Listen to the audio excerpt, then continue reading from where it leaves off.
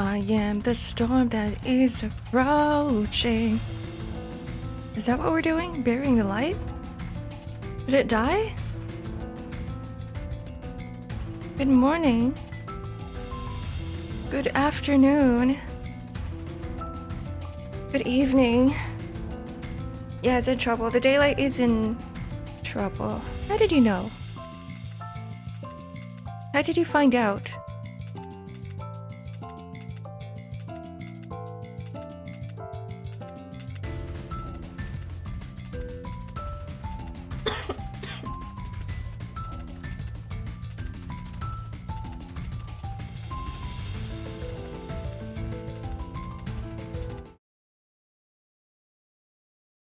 I'm not supposed to have a desk.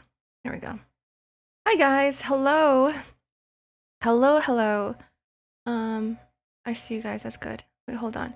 There's a phone that keeps ringing. Not my phone, but I'm just gonna double check to see what that is. Wait, 1 second.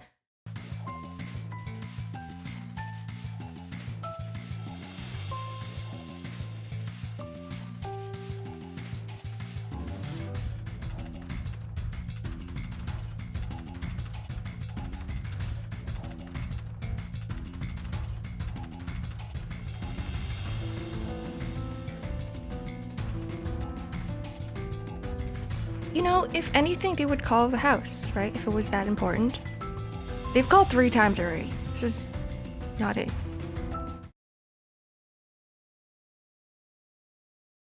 Who are you guys?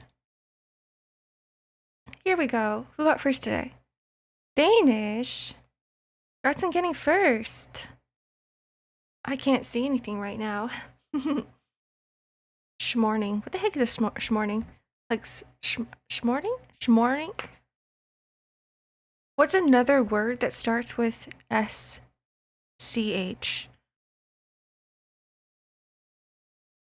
Who are you? Yeah, who are you?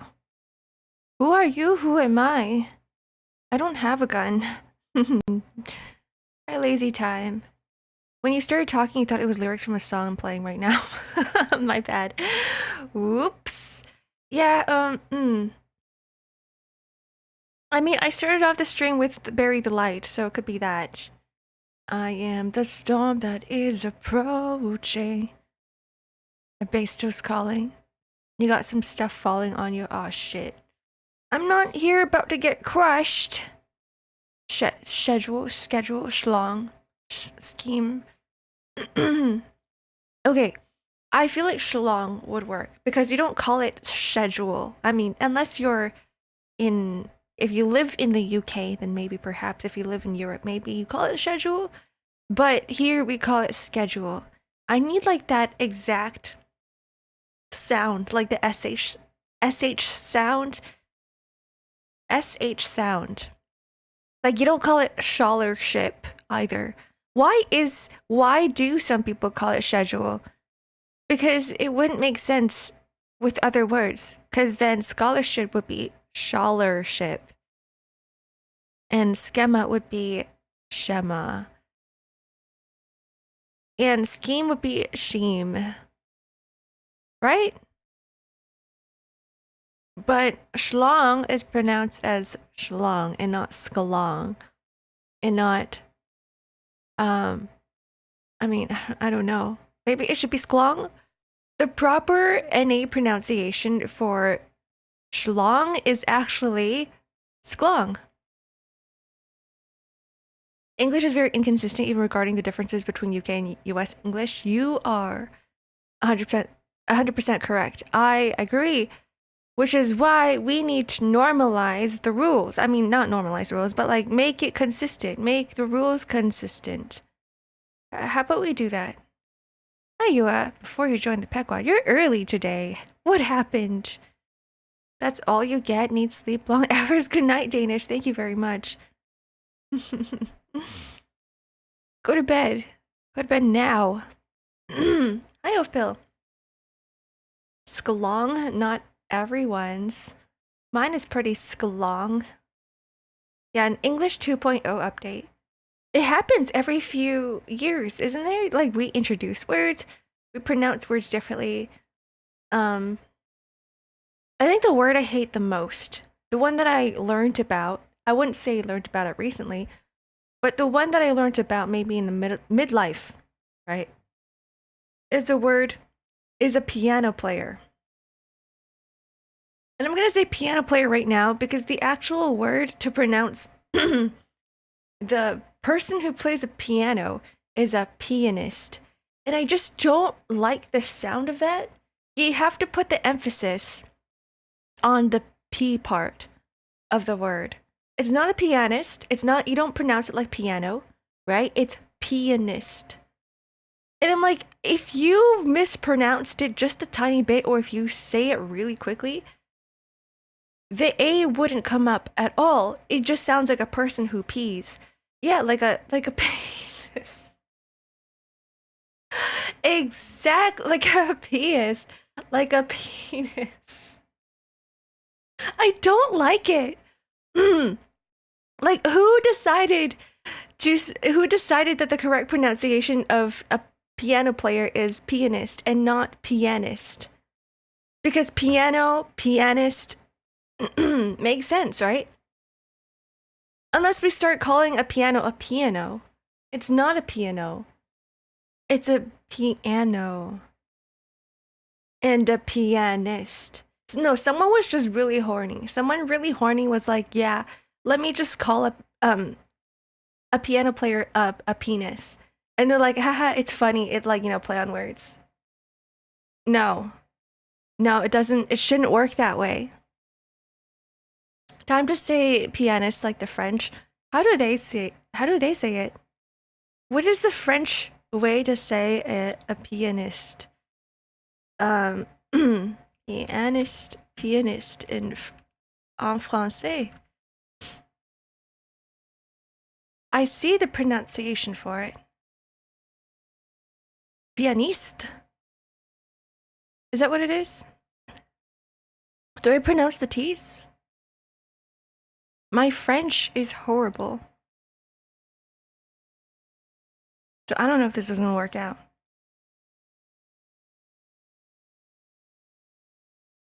You know, those artistic types, how everyone's horny. How Mozart was also really extremely horny. And he died from syphilis, probably because he was sleeping around so much. God damn it, Mozart. He could have written another piece. I'm a bit glad it's not like my country's language with like 500 letters. 500 letters. You're right. I kind of appreciate the fact that the English language uses an alphabet. I love every single language that uses an alphabet. Like, for example, English uses an alphabet. All of the anglicized languages uses alphabets. Then we also go into the Asian territory. Japanese uses similar, I would call it an alphabet. Japanese uses an alphabet. Korean uses an alphabet. And then you have freaking Chinese, which uses a different character for every single word. And there are over 2,000, 5,000 different characters in Chinese, and they all look different. And it's one of the most difficult languages to learn to read and write. And why is that a thing? Hi, Dormant Owl. Welcome in. Hello. At least they have Beethoven still releasing music in the modern day. What? Wait, what? What? What do you mean by this? Beethoven releasing music in the modern day. Beethoven's dead. It's one of the reasons I quit my sinology studies. What is sinology? Hold on. Before you tell me. Sinology. Oh, it's just Chinese. Oh, you could have just said Chinese studies. Like, what is it all? Wait, this is my first time learning that it's called sinology. I've never known this. I didn't know that that's what it's called. Sinology is a study of Chinese language, or just Chinese. The Chinese civilization, primarily through language, history, culture, literature, philosophy. That's what one of my cousins did. I mean, he didn't drop out, but he went to, yeah, he was so diligent about it. He was so into sinology. He moved to a different country just to study it for 2 years. He moved to two countries actually, and he didn't even go to the main country to study sinology. He went to Taiwan to study sinology, and I'm like, you could have went to China, but he's like, no, I'm going to Taiwan. So he goes to Taiwan to study sinology, and then he goes to Japan, and I'm like, wait, you're skipping the main country where you're supposed to learn about the culture and the language. Wait, what is going on? What is going on? And now he's back. I mean, to be fair, I'm gonna give him the benefit of the doubt. It's because he found a girlfriend who was Japanese, and he's like, I'm gonna move in with her, and so he went to Japan, and he lived there for like a year, 2 years. I'm jealous, Grandma. You're jealous of what? You're jealous of me? What are you jealous of? The whole ass process here. Well, in Canada, it's that easy. The whole process here, moving countries, um, kind of. I mean, if you have a visa, if you have good records, if you have a passport, like all of that requires registration, right? You have to get through the embassies.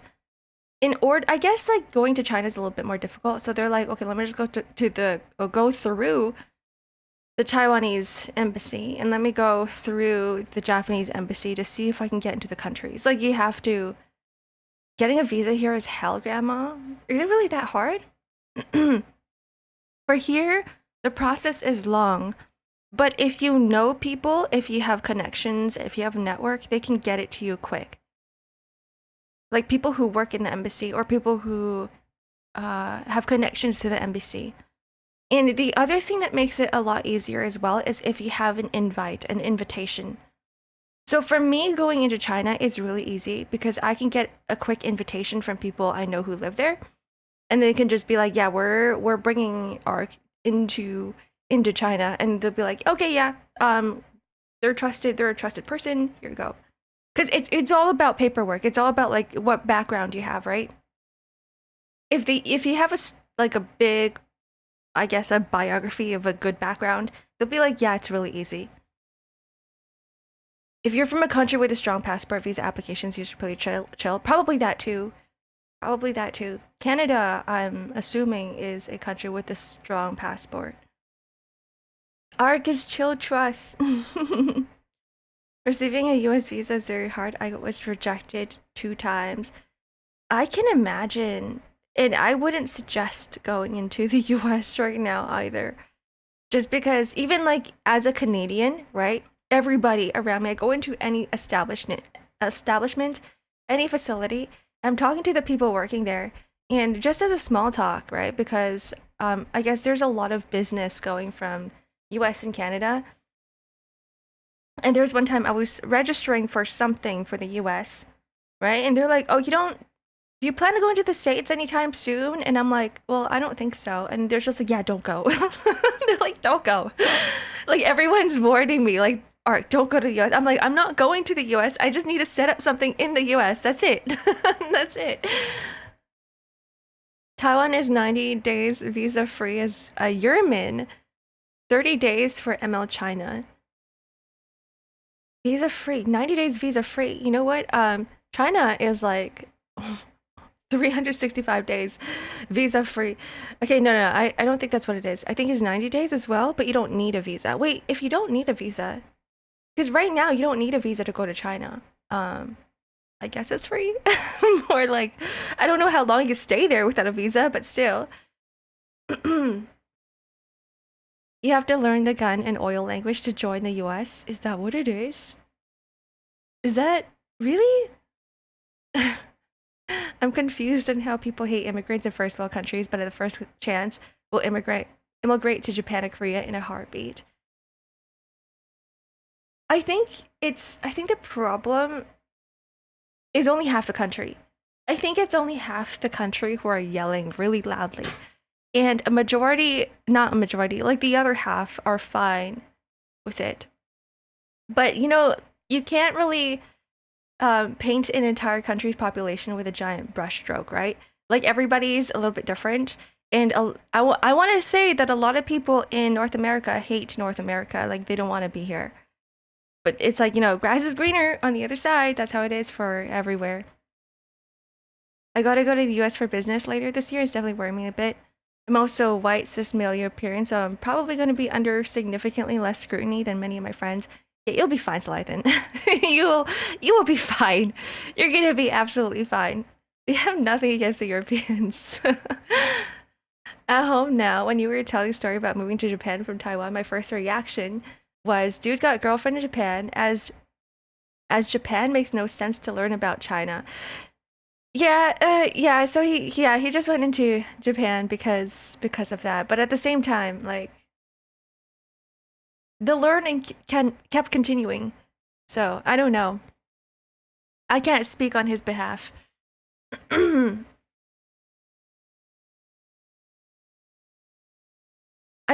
actually think that a majority of the immigration to like Korea and Japan is due to like the media consumption. I think that most people go into Japan with the assumption that everything's gonna be catered towards them, like their hobbies, like anime or K-pop or K-dramas and all of that stuff. I guess this could go both ways too. Like people who want to move to the US because of Marvel and DC comics. But the thing is that the reality check is that not everybody in those countries enjoy that. It's like you can't just go into the US expecting that everybody reads comics because they don't. Or going into Japan expecting everyone reads manga because they don't. In fact, it's probably just a small minority of people who do.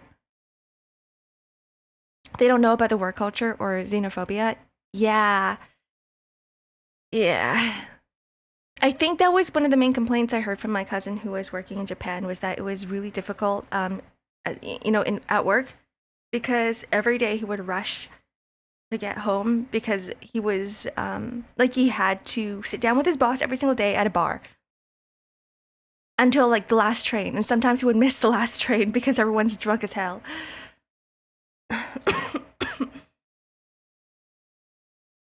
Yeah, not all Korean people are K-pop stars, Roel. Sorry to break it to you. Hello, welcome in. Hi, Pradeep. Hi, Aruvatorian. Everyone probably too busy working. Everyone's too busy working. It's just regular daily life for people there, right? I may not be able to watch stream for long. I'm running out of data. I'm watching the stream with 10% remaining data. Oh my goodness. Okay, yeah. It's fine. It's fine. You don't have to be here for that long. No, I'm gonna tie you to your chair and open your eyes, tape your eyelids back. No, you have to be here forever. Sorry, Pradeep. You're not allowed to leave. I'm kidding. Go, go. The Japanese work culture is so gross. Yeah, I think it's all of Asia actually. I know it's really competitive in Singapore as well. I know it's really competitive in China. I know it's really competitive and gross in Japan. And I'm going to have to say the same for Korea. I don't know if Korea's better. I don't know much about Korea, to be honest. So I can't say anything about Korea. Like, it would just be like a whole bunch of bullshit coming out of my mouth. So I'm gonna zip my mouth here. Don't say that you... Do you want me to leave? I didn't expect this. Yeah, go away. Go away, Pradeep. I don't want you here. No, I'm kidding. Go save your data. I think the reason why getting a job is hard isn't because there aren't any jobs, but it's because people in power are grossly incompetent.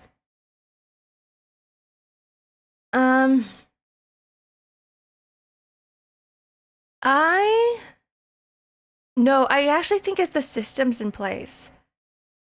I'm just looking at it from a person who was looking for a job for a long ass time, and then I ended up giving up. Is that, first of all, job boards are pretty much impossible to use right now. So that's already one option gone. The second, I guess that does kind of tie into people in power. That does kind of tie into people in power, because I'd say, and it's everyone's expectations of finding a job as well. So perhaps it's a whole bunch of different things that are coming together that makes it really difficult to get a job. Just, you know what? Just go on LinkedIn and just start messaging people. I hear they say that they stay in the office, pretend to work for the sake of looking busy and not being forced to leave. Yeah, that's how it is. And then you have to wait for your boss to leave in order for you to leave yourself. Hi, Toffee. Toff, welcome in. Because it's just etiquette. It's like office etiquette or something. Versus when I was at, working in all of my previous jobs, all of my managers would always tell me to leave when I'm done work. And it's just nicer that way. In Asia in general, but those countries they stand out. Asia in general, wait, I lost the context. The number of job seekers is exploding. Yeah, it's like recently Amazon fired 30,000 employees from what I heard, 30,000 devs, and they're making their existing devs vibe code with AI. And it's the same with Google. It's the same with Meta. It's the same everywhere with any of the big corps. I just found out recently too is that there's someone I know, right? One of my old friends. He works at Google and he's a really great dev, but now he doesn't code. He doesn't code. Not at all. He just prompts. And they use a very specific way of prompting through AI. Every big corporation is using and integrating AI into their systems now and getting rid of, I would say half of their departments. It seems to be an East Asian problem. It's a problem that China, Korea, and many other developed countries are facing with the jobs. Yeah, you're right. It's even in North America, even in the US, it's the same thing. Which is why, okay, so when I was looking for a job, when I got laid off in my old one, my old manager actually reached out to me, who was working at a different company, and he's like, there's a position open here just for you. He's like, I know you're capable of working here. You want to try it out? And I just straight up told him, I was like, no, I'm not going. I'm not taking a job anymore. I don't believe in this industry. As a person who is a writer, right? I write software, or not, more like, no, that's wrongly put. I write documentation for software. So think about patch notes, thinking about the client community, thinking about how to use manuals, instructions on how to use a certain application or features. That's what I did. And I was like, there is an 80% chance that I'm going to get replaced by AI again in the future. So I was like, I'm not taking this job knowing that it's gonna fail on me. So I'm like, I'd rather start doing content creation early so then I can just jump onto this boat as early as I can to get as much time in as possible. Holy fuck, I could use you to do that.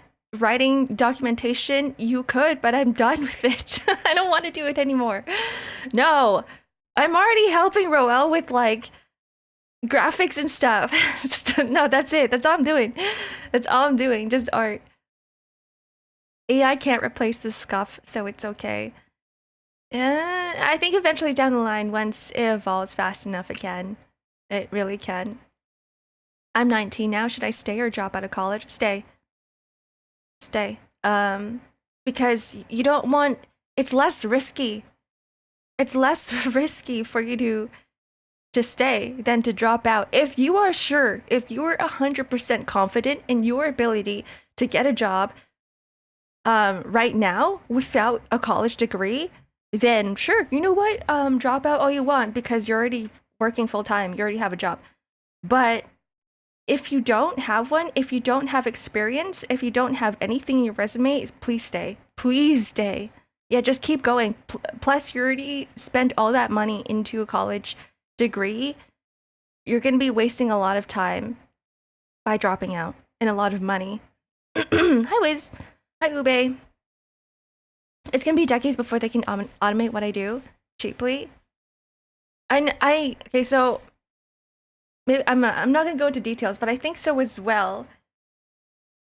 I think so as well because your job, Ube, is already automated. I think in a way, it's kind of already tied to automation. Like you're already in the future. Your job is in the future. Because there's not much of that going on, whatever the thing that you do.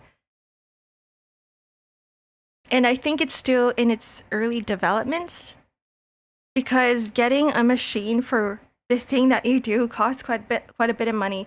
It's only if the machines become way cheaper, a lot more affordable for the general public, then maybe perhaps. But no, I don't think your machines can be replaceable either, and not a lot of people know how to use them.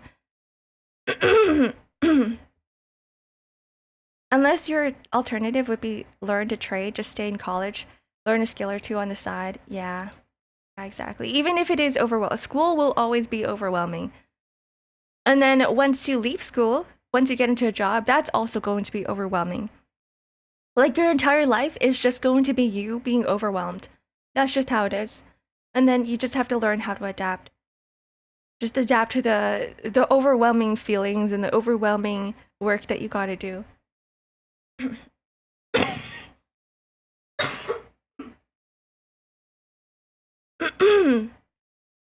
Thank you for the stretch and the hydrate, Moogie. They'll never be able to automate mine? That's good. Find a job that can't be automated, like content creation. But you barely earn anything here. You need AI to do the dishes and the laundry. I mean, that's how we have machines.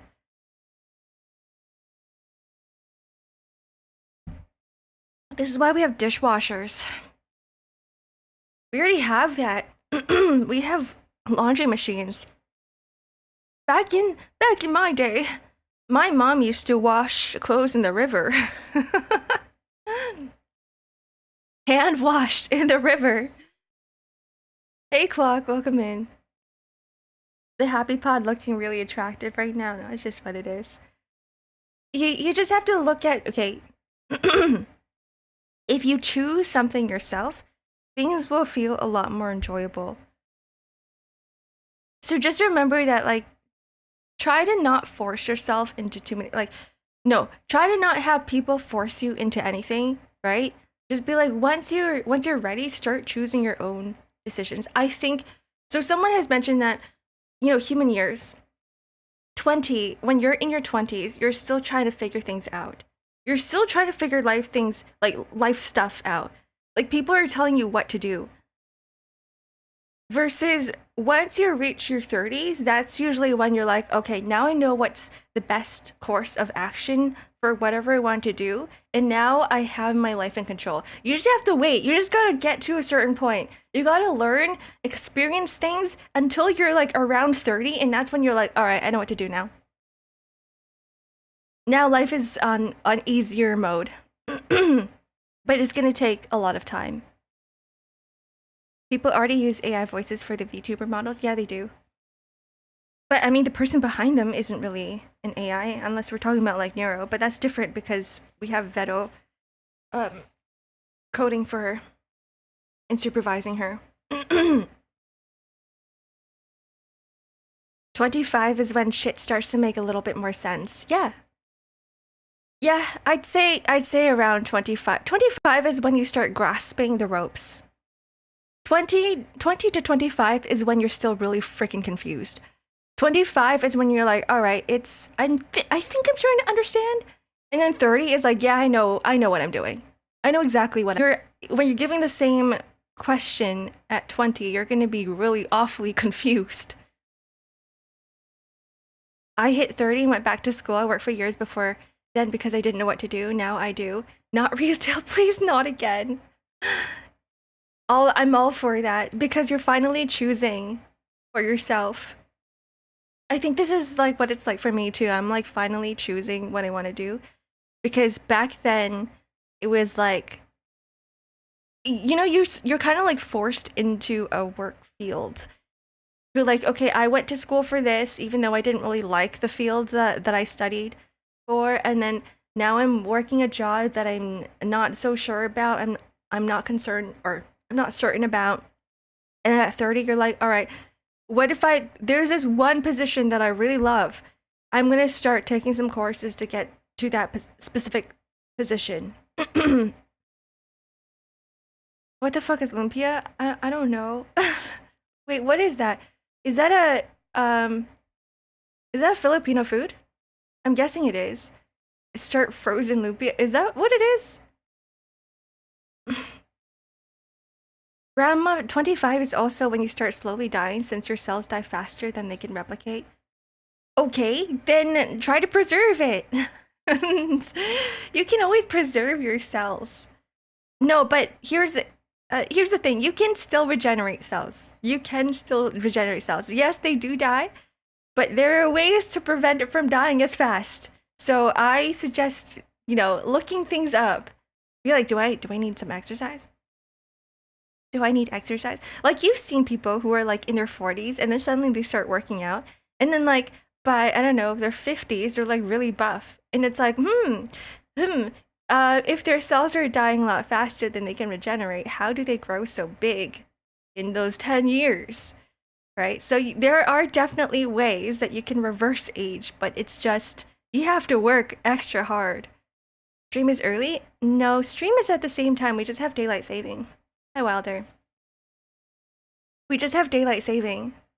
We've had it for a while now. I made a small announcement on Discord, but I didn't ping everyone. Maybe I should have. It was on Sunday.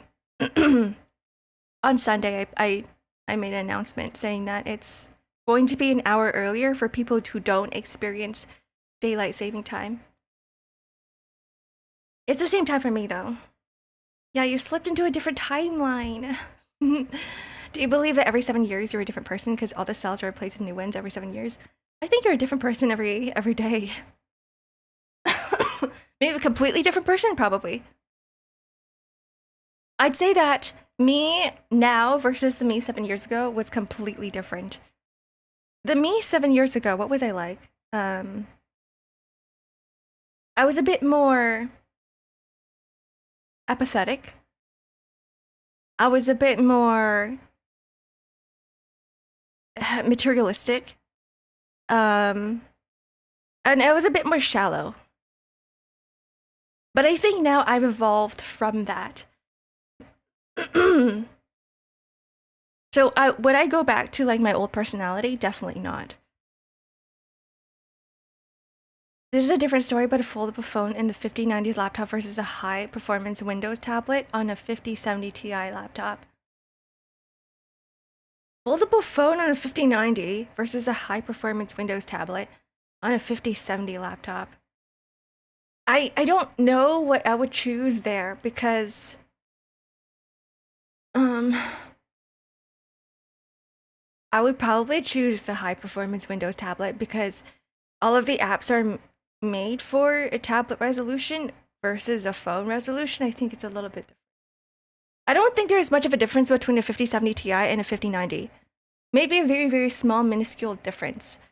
But if you were to run any sort of game, you can still run it on a 3080.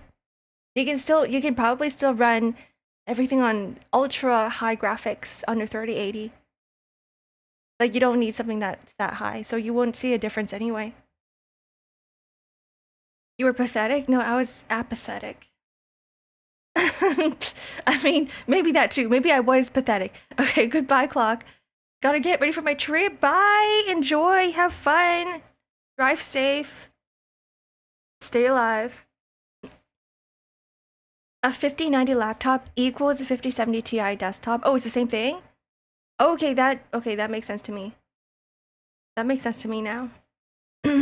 I was looking at a phone, a Kickstarter phone that was just released. Let's see. It's called the Eco Mind 1. Let me put out a picture. The Eco Mind 1 Pro. And it's like, I was wondering, okay, let me see if I can pull up a picture. Google's really slow right now. Um, but it reminds me of my foldable phone, except there's a few things in the phone that are very different from your regular phone. How do I do this? I need this to come up onto the screen.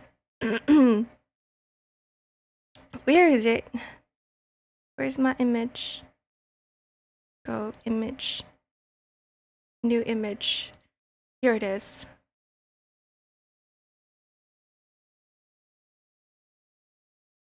You guys see this? Okay, the resolution is really bad. It's really blurry. I apologize. But it's called the EcoMind 1, and it's not a folding phone. The phone size is literally that size.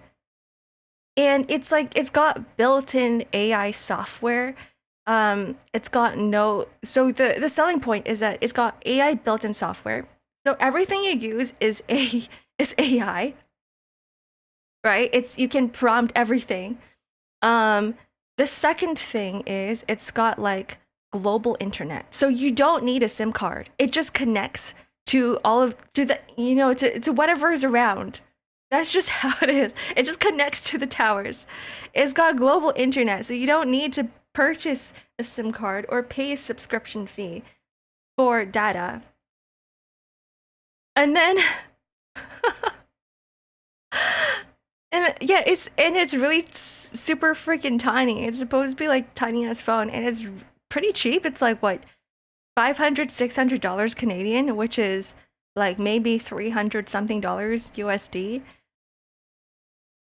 And like I'm like I feel things about this phone because I'm like I kind of want a budget phone, but I don't want it to be connected to like a global internet. You know what I mean? 300 ain't cheap. Have you seen current phones? Current phones are like $2,000. Like if you were to buy the newest phones right now, that's $2,000. So 300 for a phone is a budget phone. Get a Lenovo phone. Let's see. Yeah, but the features inside of it and the software is not the same. Lenovo phone. Let's see. What is the price of a Lenovo? The price of a Lenovo Legion Y70 Snapdragon is $1,422.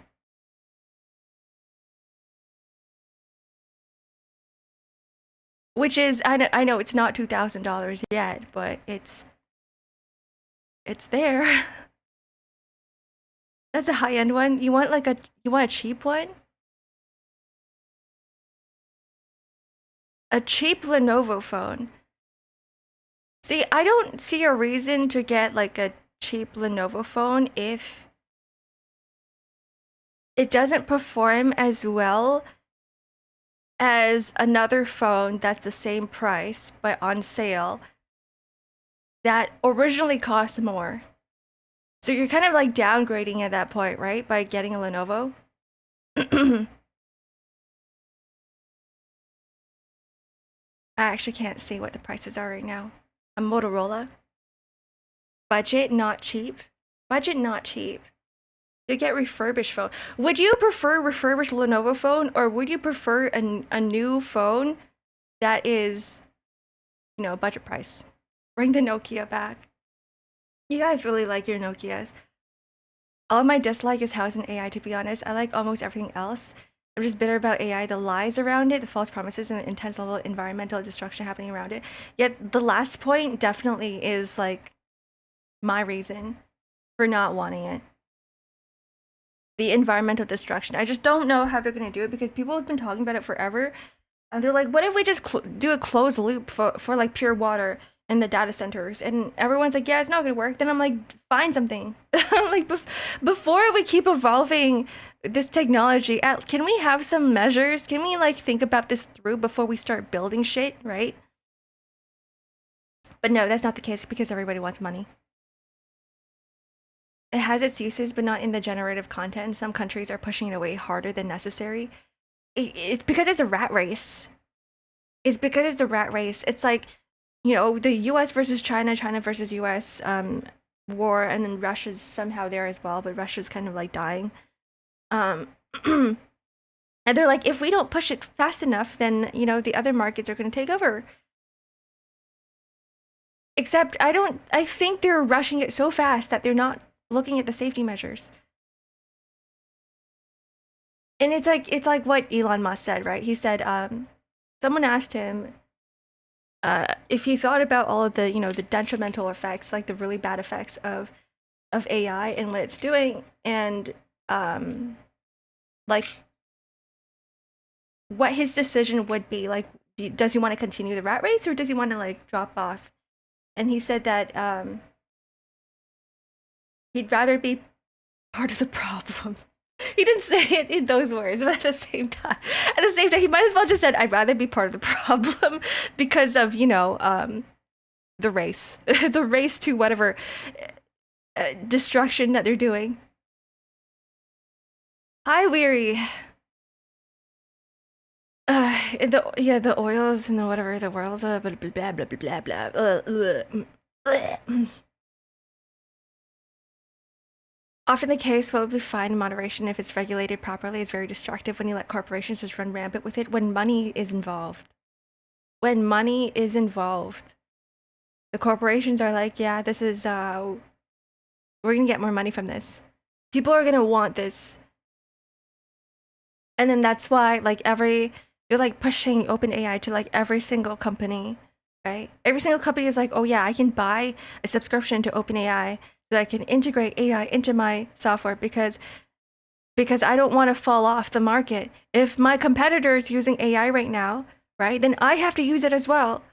Like, no, even though it's really bad for the not the company, the employees, it might replace the employees. Yes, it might have some detrimental environmental effects. We're still gonna push it because we don't want to go bankrupt and we don't want to die and we want more money.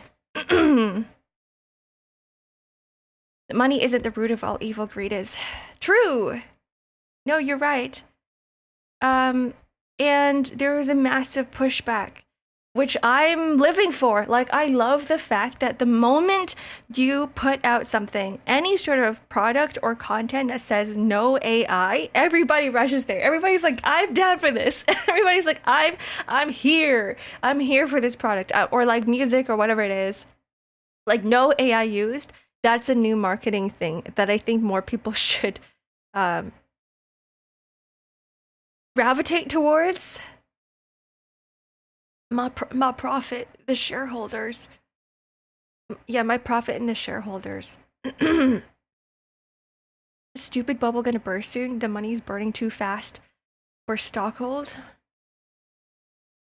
The stupid bubble. I need to know what that is. I need to know what the boundaries, what the stupid bubble entails. Because right now, like, this entire world is pretty stupid. Is that what you mean? Like, this entire world is just gonna self-destruct. My dream is to become a rich, unemployed person. You have to start going into content creation. That's how it is. You have to, so everybody's been pushing like personal branding, right? Everybody was like, yeah, in order to build a life for yourself, you have to go into either invest your money, that's part of it, and then the second is personal branding. That really is the only way right now, because if you're to work for someone else, it's not gonna happen. You're already employed. I remember hearing some of those eggheads were planning to send AI server centers into space. See, I don't know how that's gonna work because in order to run an AI server, you need cooling. Unless it's always cold in space, but you need constant cooling? Is there some sort of coolant in space that we can use? Just the air? I don't know. Steam demanding companies show AI use was a fantastic choice. I agree. I think it's an ethical thing. I know there was arguments of people going, yeah, but it's like the same product anyway. They won't, like, if I were to use AI or if I weren't to use AI, Um, it's still going to be an enjoyable product. Why does it matter? And I think the problem there is an ethical thing. It's like an ethical choice if you want to use AI or not.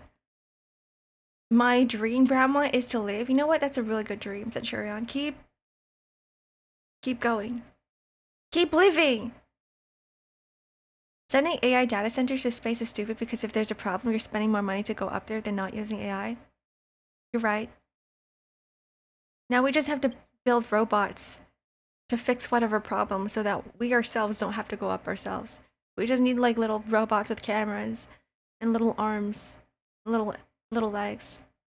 Someone brought up this one argument about machines, and we keep trying to make machines that act human, right?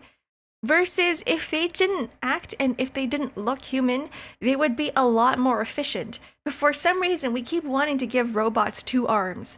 But what if we gave a robot 8 arms? Wouldn't it be a lot more efficient? Wouldn't it be able to get things done a lot quicker? But they're always like, yeah, 2 legs, 2 arms. Yeah, humans are not efficient for real. We're like trying to teach robots how to walk, and we're like, you literally can just put some wheels on the robot and it can go way faster than giving it 2 legs. Like, why do we do that? Why do we do that? I remember hearing about how the JWST needing to be at a specific point and using devices to keep itself cold to take pictures it has been taking so space is cold but not cold enough. Now we just need a natural coolant. No, that's really interesting. That's a really interesting point. I don't know what the logistics is to that. Like, how cold does it need to be? I've never thought about it that hard. But that is something that, to be considered. Robots will be cooler that way too. Humanoid robots look creepy. They do look creepy. And I think we try to humanize too many things. We try to humanize AI. We try to give it feelings. And I'm like, it doesn't need feelings. Like, it's not supposed to be like a companion friend. It's just supposed to be an assistant. Something that a tool. But the fact that we are humanizing AI makes people empathize with it. And then now we have freaking clanker lovers around who are like, yeah, AI should have rights because we made them empathizable.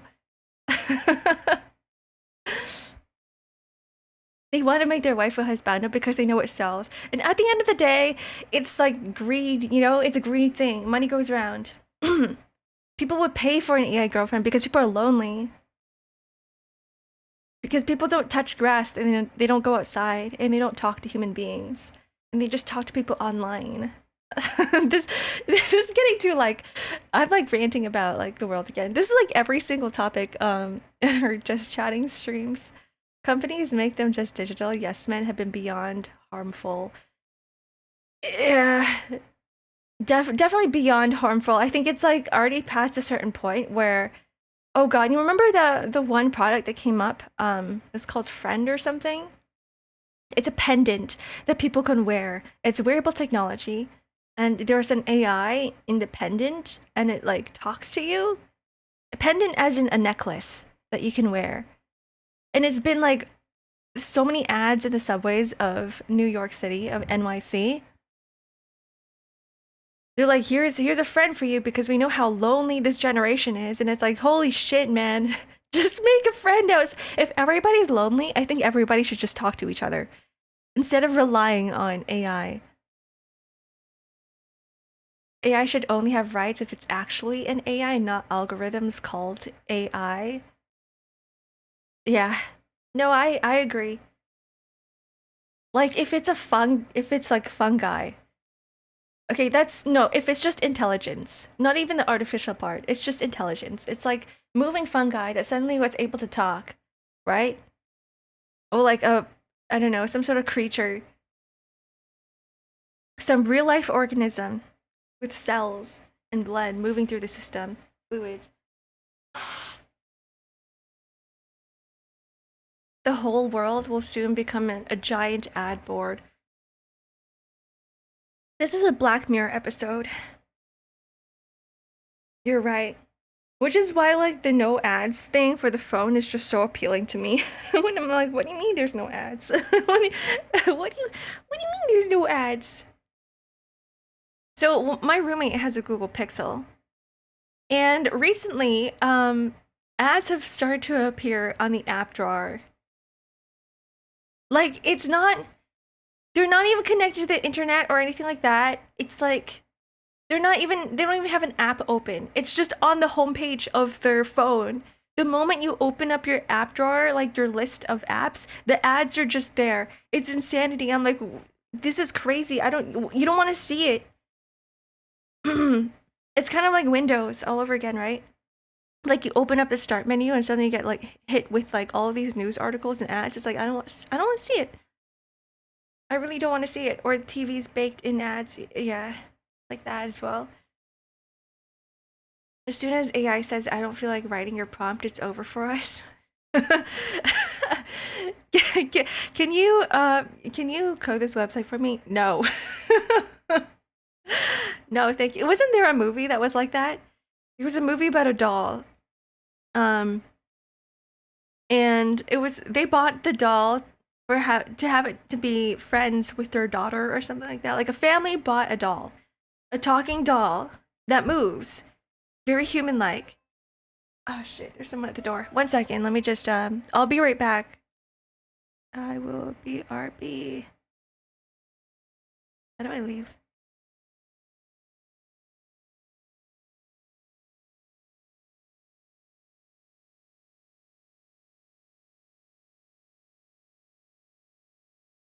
Never mind.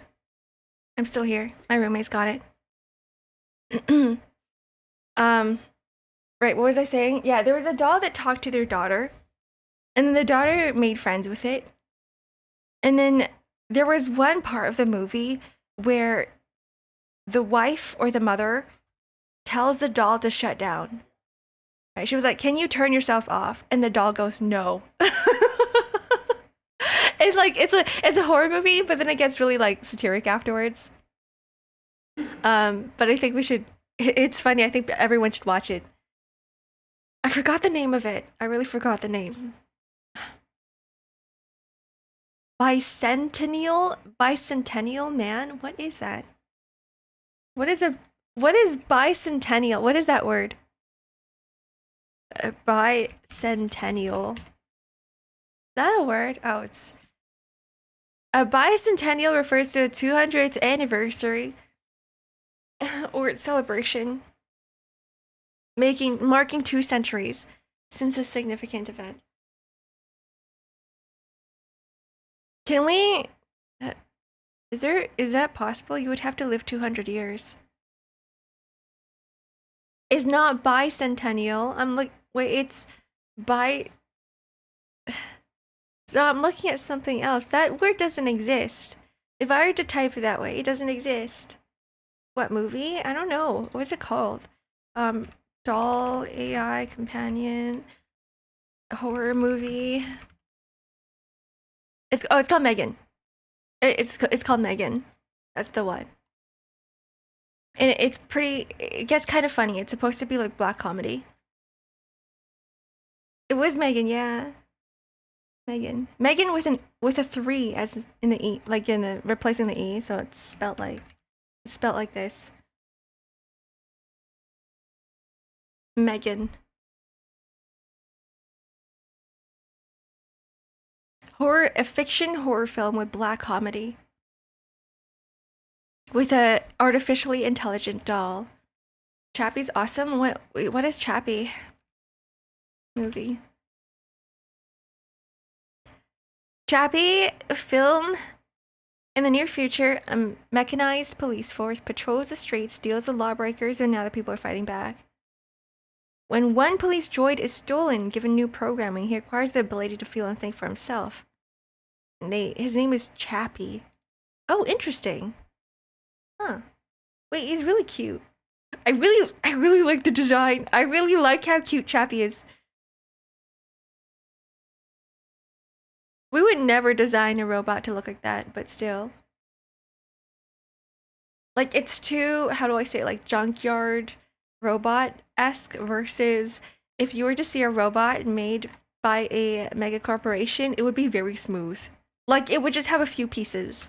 It wouldn't have so many different little pieces on it. A police robot turned to the hood lifestyle.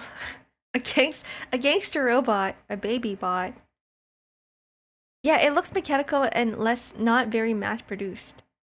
I guess realistic in a sense. It looks like someone put this robot together in their garage or in some sort of warehouse. They're like, let me just grab some scraps and shove it together.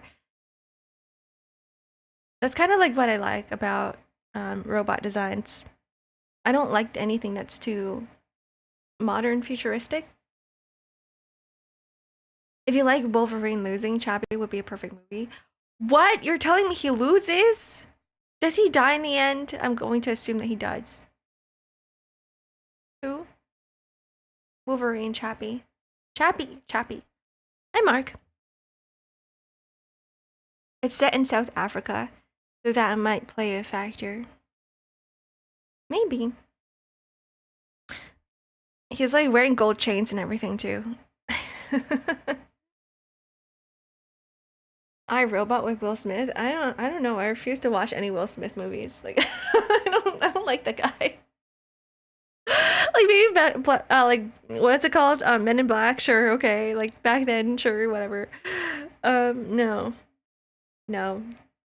I haven't watched iRobot. I'm not very cultured when it comes to movies. Not at all. One day I should just sit down and just do a movie marathon by myself.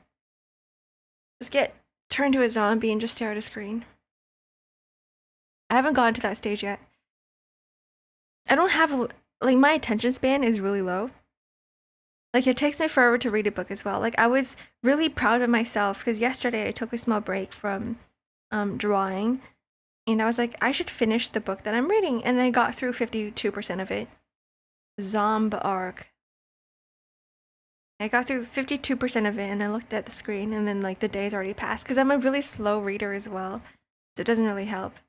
I don't understand how people are like, oh yeah, I can finish this book in 4 hours. Like I can't. Do you even understand anything in the book? Like if I were to tell you to write a report about the book and give me a summary of every single chapter that you've read, like are you able to do that for me? Can you do it? And I'm going to assume that the answer is going to be no. If you can finish a book that fast, I'm going to assume that the answer is no. If you spent a whole day reading, do you consider it wasted time? Depending on what the context of the book is. If I am learning something of value in the book, I don't think it's considered wasted time. If I am reading a book that has no value to me, then I would say it's wasted time. And I'm not separating this by fiction or nonfiction because I think that there's fiction stories that have a lot of value as well. Depends on the writing, right? Like, are there any deeper themes? Are there any major takeaways from the chapter? Is a flow of the language done well? Because there are some that are just like, yeah, this character did this, then they did this, then they did this, then they did this, then they did this, and it's so boring. Hi, do welcome in. A whole day reading smut. I don't read smut. Maybe like back then, but I don't read smut anymore. I'm like I guess maybe for me smut is kind of like a wasted time. The only thing erotica can give you is a little bit of dopamine, and I'm like, you can get dopamine from something else that is more valuable. Even though it is fun, right, to a certain extent. The King Arthur books are like that. Holy crap, it's so hard to read. Oh god, I don't want to touch it. I love it when the flow of words in a book feels like you're reading a poem. Like the way that things are described is so, I wouldn't say it's like very flowery, but it's flowery to a point where you're like, wow, you can paint a scene in your head. The way that the author chooses to use certain words are used in a context where it's not normally used, but then it makes sense. And you're like, I never thought about that way. I never thought that you could use a word that way. And like, to me, that's you're kind of like experiencing art. You're experiencing art. You're experiencing art, right? And then that gives you some ideas too to use in the future, or it could be an inspiration to you if you're also an artist, or it could be an inspiration to you for your own work somewhere, whatever you do. A good author is instantly noticeable. Yeah, there's quite a few, which is why I'm always recommending um the first book of The Name of the Wind, because I think the author writes really well. The other one is Carlos Ruiz Zafón. Like, those are my favorite fiction authors currently. I'm trying, it's so difficult to find, like, once you pick up a good book and then you read through it and you're like, wow, this language is really pretty. You go to a bookstore or a library and try to find another book that's on the similar caliber as the one that you just read, and you can't find anything. So now you're just stuck with like a small portion of books that you're able to read because your expectations now are like on the ceiling. It's like over the rooftop. Hello, Akarume. Welcome in. So do you guys have recommendations? Because like I'm stuck here with the same authors and I will not read other books because I'm like, these authors are just so good. What is the book title again? Here, I'll type it in. The Name of the Wind, and I only recommend the first book. I really only recommend the first book. The other one is how about I just give you I'll just give you the authors here. The first one is that how I spell his name? This is one author, Patrick Rothfuss, and the second author is Carlos Ruiz Zafón, who is a Spanish author. His works are translated to English, but I don't think it loses any of the charm. The Stainless Steel Rat series. When I think of stainless steel, I think of stainless steel rat, I think of like the mouse, like the rat mouse, the MMO RPG mouse. Is that what it is? Brandon Sanderson, Mistborn, Way of Kings. I'm so sorry, I can't read. I don't like Brandon Sanderson's writing. I have two of his books. I have Mistborn already. So I know it's a trilogy. I got through the first book and I'm like, I can't do this. and then I have Yumi and the Nightmare Painter, and I just couldn't do it either. Like, they're good. I just want to say that like I think I would have enjoyed Brandon Sanderson's books if I didn't read The Name of the Wind, or I didn't read any of the books by Carlos Ruiz Zafón. Very dense and world building heavy. I think that's where his forte is. Brandon Sanderson is really, really good at the world building aspects of his stories. But I don't, with the dialogue and the way that he narrates the stories, that's where I think he's lacking a little bit. Frankenstein. Is that one? Samantha Shannon. I've never read any of her books before. But let me just put it on my list. Let's see, what has she written? The Song Rising, the Dawn Chorus, Priory of the Orange Trees, the one that you recommend. Okay, let me just put it here. Like, you guys will know that I will read it anyway. Even if I don't enjoy it as much, I'll read it anyway, just because I like reading.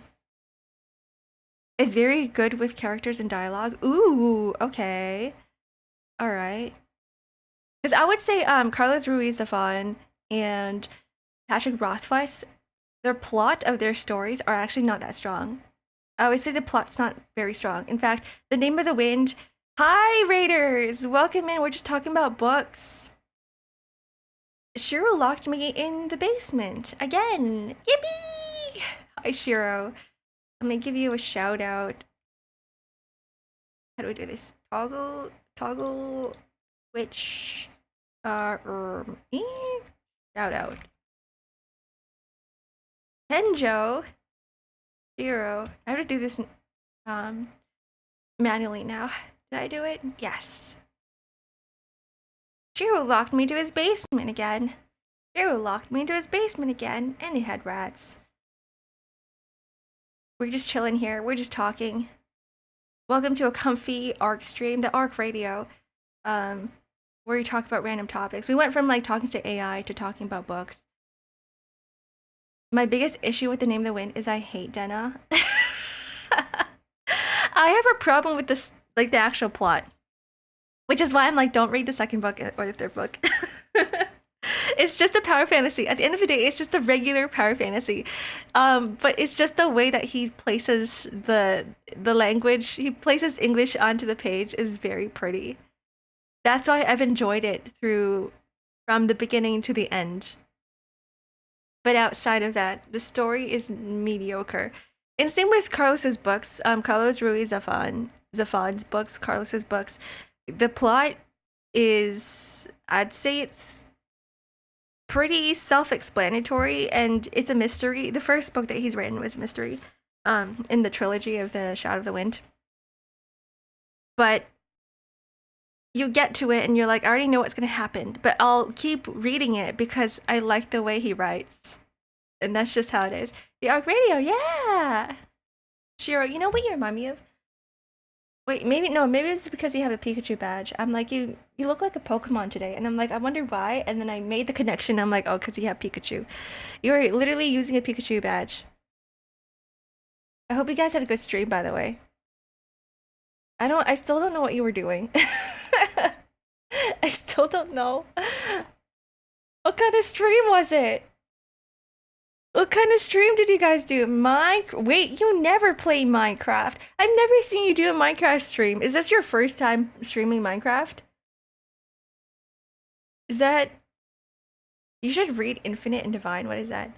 Okay, it is your first time playing Minecraft. Like, New World, you never played it before. Oh, that's fun. Grandma, who are you talking to? I'm talking to Shiro. I'm talking to Shiro on Twitch. We have a raid going on. Let's see. X-Ark and Aunt. I don't have nephews and nieces, but I'd say I'm pretty hag-coded. Infinite and the Divine, let's see. I'm gonna Google this. Infinite and the Divine.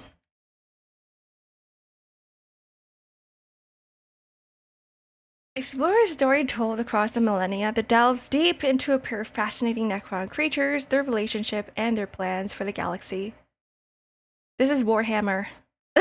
you're like, I'm gonna try to get the stream to like get into Warhammer for 40k. Two immortal robots fucking with each other or fucking each other. Blonde Beard, hello, welcome in. You should really clean your room. I see all this debris floating around. Oh shit, you're right. All this debris.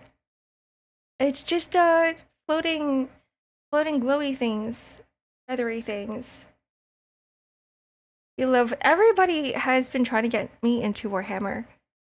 Like, I swear to God, like half of the people, no, maybe like 70% of the people here you guys are always talking about Warhammer. You're like, Ark, can you get into Warhammer? Or can you like read Warhammer? Or can you read the wiki? Can you read about the world of Warhammer?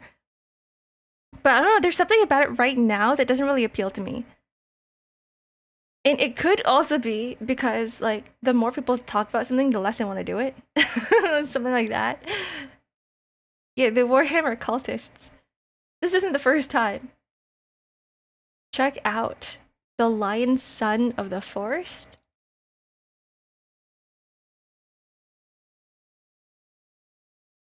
This is also Warhammer. Vulcan kills an elder child. You hate children. That's not gonna convince me to read it. What the hell? Okay, even though I don't like children, I'm not about to read about children dying. Like, I prefer if children don't die. Like, no, it doesn't, the correlation's not really there. This is way out of context. Man. Shiro knows. He didn't use an iron pickaxe. Were you picking at rocks with a wooden pickaxe the entire time? Shiro. Oh no, Shiro. Shiro, you have to play, Shiro, play, Core Keeper. it's like beginner Minecraft and bird's eye view. And then once you learn the ways of Core Keeper, you're gonna be like, oh yeah, Minecraft's easy now. I'm gonna be playing Minecraft on easy mode. Yeah, Core Keeper, it's fun. Core Keeper is fun. I started streaming it, and I think I'm gonna bring it back next week. So we're definitely gonna be Gundam Iron Blooded Orphans no go then. Oh god. I don't like children dying. Oh boy. Um, essentially, I'm gonna not sponsored by the way, but I'm gonna sell you guys on Core Keeper. It is a pixel game that is similar to Minecraft in a sense where you can break blocks and you also build stuff, but you don't build things with blocks. You can use those blocks to craft things. You can craft like there's of course there's a shovel, there's a pickaxe, there's everything. Um, what is it? What's the other God, I forgot all the tools, but essentially the same tools as you would use in Minecraft, and it's really pretty. It's a really pretty game, and I think that's one of the biggest selling points for me. I need a game to be pretty for me to play it. If it looks bad, I cannot play it. I really cannot. You're gonna have a take a look at it. Yeah, and there's like bosses too. You'll encounter some bosses in the world. Like as you explore through the world, you're gonna find some bosses, and like they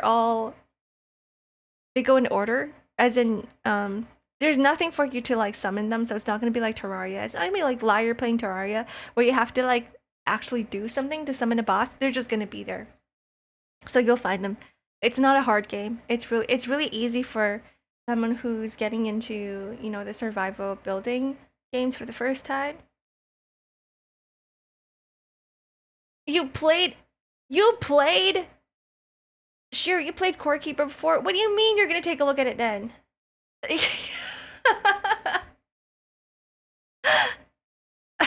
Ark with the W game pig? Bro, you should play it too. I know you're busy right now, but go play it too. Ooh, I did? It's okay, Shiro. I also have dementia. I also have terrible memory. I learned recently that if you suppress your memories, it actually takes up more of your brain storage space for other memory. You actually lose memory. Didn't we? Did we? Oh, this is hilarious. Did you guys? Oh, it does? Did we? Didn't we? Have we? Did you? Did we? Hi, chicks. Are you working today? Are you gonna leave You're gonna leave after saying sorry, Ark. I got 25 patients today. Sorry, I gotta leave. Oh, it's gonna be torturous. It's nice to see you here, chicks. I don't remember anything from 812. 812 in Limbus Company? Is it because of the horrible things that have happened and you're like, let me suppress my memories? You're on a spring break? March break? Ooh, oh, so exciting. It means you get to relax and do whatever you want and start gaming, and you're gonna game so much to the point where you're gonna be like, I want to get back to work because I feel exhausted from gaming so much. Doesn't that ever happen to people? Like to everyone else here? Whenever Christmas break happens or summer break or whatever it is, and you get so excited for it, and you're like, I'm gonna be gaming all day from like the moment I wake up to the end of the day, and you do that for 2 weeks. And by the end of the 2 weeks, you're like, I can't wait to get back to work. I can't wait. This feels so exhausting. It feels very unproductive. I feel like I'm not doing anything. And then you get back to work and it's like fine again until like a month in, you're like, I need a vacation again. I need my 2 weeks again. I wish I could game for a week. I mean, if you have a break, if you have vacation, then sure. Right. You gotta find a time when you're like, okay, now I can go on a small vacation. I actually studied yesterday since I have an exam of the day, come back to school. Oh, well, shit. Never mind. Never mind. You have exams while you work? Oh, God. Well, good luck. Maybe it won't be too bad then because it actually feels like you're making life progress and you're gaming at the same time, right? And then you're going out with family today. Ooh, okay. So every day is going to be something new for you. So you're not going to be exhausted from gaming from morning to night every single day. No, I love that for you because usually I don't make plans for my breaks and I'm like I don't know what to do. So I'm going to do the exact same thing every single day until I'm tired, sick and tired of it. It's because you're the goat. There's no correlation there. What? I'm using up so much vacation time this year. Shouldn't you be using up all your vacation time so that because a lot of times the vacation time doesn't carry over, right? But I think that's a good thing. Take all the time you need. Take the breaks you need. At my old job, I forgot to take my vacation days. I should have. I mean, I was taking some vacation days, but I didn't take all of it. I didn't take all of it yet. Which I should. Mine carries over. Oh. Oh.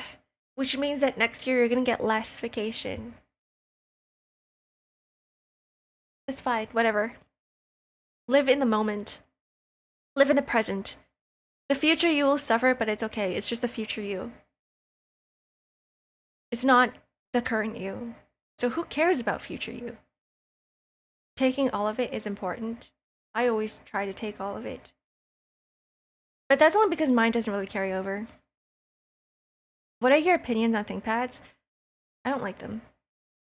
I don't see a point in getting a ThinkPad unless you actually need some sort of device for typing, for emailing, just for like your very basic tasks that you can just do on a phone. Like, of course, if you're typing essays, right? Sure, get a ThinkPad.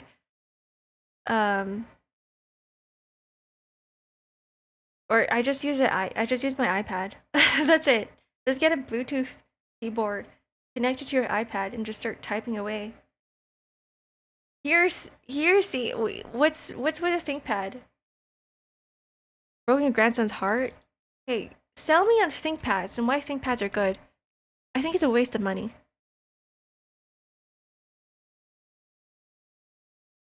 ThinkPads are around $1,500 to $3,000.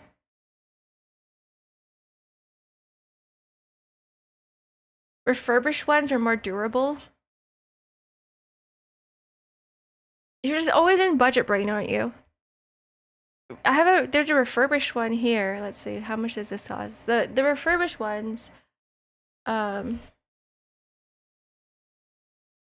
typically, I guess this is an old model.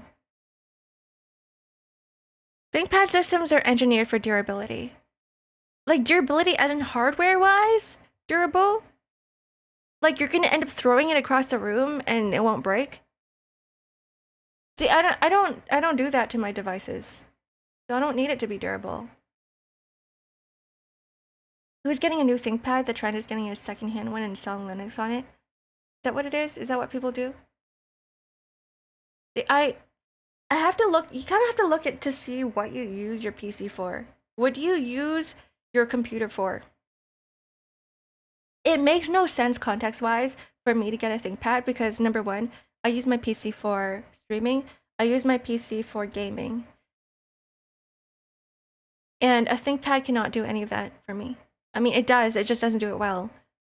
Because I need to have like, right now for streaming, let's see, how many applications do I have open? 1, 2, 3, 4, 5. I have 5 applications open for streaming, and some people even have 6 or 7 depending for tracking. They usually have one additional one for tracking, and they have one more for if there's any, the throwable redeems. 6, 7. Yeah, they usually have 6 and 7. They're goated for broke people like me. No, that makes sense. I think it makes sense. If there's not much you need to use a PC or a laptop for, then it makes sense to get a ThinkPad. But I don't think a ThinkPad can handle so many applications open at once and have it all running at once. Like I've already pretty much there came to a point where my PC couldn't handle streaming and I had to like upgrade and found out that I just have a RAM issue, but still. Is not a laptop of creative work. Yeah. Like even when I tried to launch Clip Studio onto or Yeah, Clip Studio onto this PC with all these applications running, it does kind of lag just a little bit. Grandma has RAM? Yeah. I bought extra actually. I got extra because I accidentally bought a second package. Like I got an extra 32 gigs of RAM before RAM started spiking. But I think I'm gonna give it to my roommate. Did you download it? No, I bought it. It's fantastic nowadays. Yeah, I got it for like $100. It's just there for $100 at the time I got it, and I'm like, shit. Now I have two. I don't know what to do with the other one, so I put it in my second PC. But I don't really use my second PC, and my roommate's like lagging when it comes to gaming, so I'm like, here, just take my extra. How much RAM? 32. 32. I have like 48 gigs now. I think they shine best for not visual tasks. Yeah, like if you're just using it for emails, if you're using it for like writing things, essay writing, then it makes sense. It doesn't make sense for me because I'm a creator. I can't. There's no point. It's just it's wasting money if I were to get myself a ThinkPad. 32 for $100. Yeah, 32 for $100. I got really lucky. I got really, really lucky. Just collect silicone and manufacture it yourself? Ooh. That's too hard. No, I'm good. I'm really good. I think what makes more sense to me if I were to have the same budget, right? Because not counting refurbished, but just the regular Lenovo ThinkPad, using that money, it makes more sense for me to get a iPad with it. Because with an iPad Pro, the 12.9, it's really quick when it comes to drawing with Clip Studio 8. It's like everybody recommends the iPad 12.9 or the iPad Pro 12.9 for drawing. So that's just what I use it for. Wasting money is no waste if you don't have money to begin with. Ahaha, you're right. You're right. Though I do think that there are probably better budget laptops than the ThinkPad. Like if you need it for durability, if you're gonna be bringing it around everywhere with you, I guess it makes sense to get one, right? But I never move from my spot. No, I have two workspaces. I have one in my bedroom and I have one here. So like I'm just going back and forth between those two places, and I never go outside. I never go outside with a laptop. I never go outside with a device. When I'm outside, I try not to even. I don't even bring my phone. I just go out. Foolish of you to assume I'm good at art. It's not about performance. It's about lasting long. I'm like petting my PC right. My PC right now. My PC right now has lasted me for. God, when was this PC released? Let's see. Alienware R10. Release date. 2020. 2021. Oh, this is the reboot. I don't think I have the reboot version of it. I think I got this PC in like 7 years ago, 5 years ago. It's been more than 5 years for sure. And it's still working for me. In Alienware. Okay, Kosek. Alienware is bought by Dell, right? And the thing is that everyone's under the assumption that getting and building your own PC is cheaper and better than getting a pre-built. But the thing is, back in 2020, oh yeah, I got it in 2020. Yeah, I got it in 2020. I got this PC in 2020. So it's been 6 years. This PC's it's 6 years old. Okay? Dell sucks. Okay, let me finish my story. Let me finish my story. Okay, back in 2020, the 3080, the 3090 they're being bought out for mining purposes. Because everybody wanted to mine Bitcoin.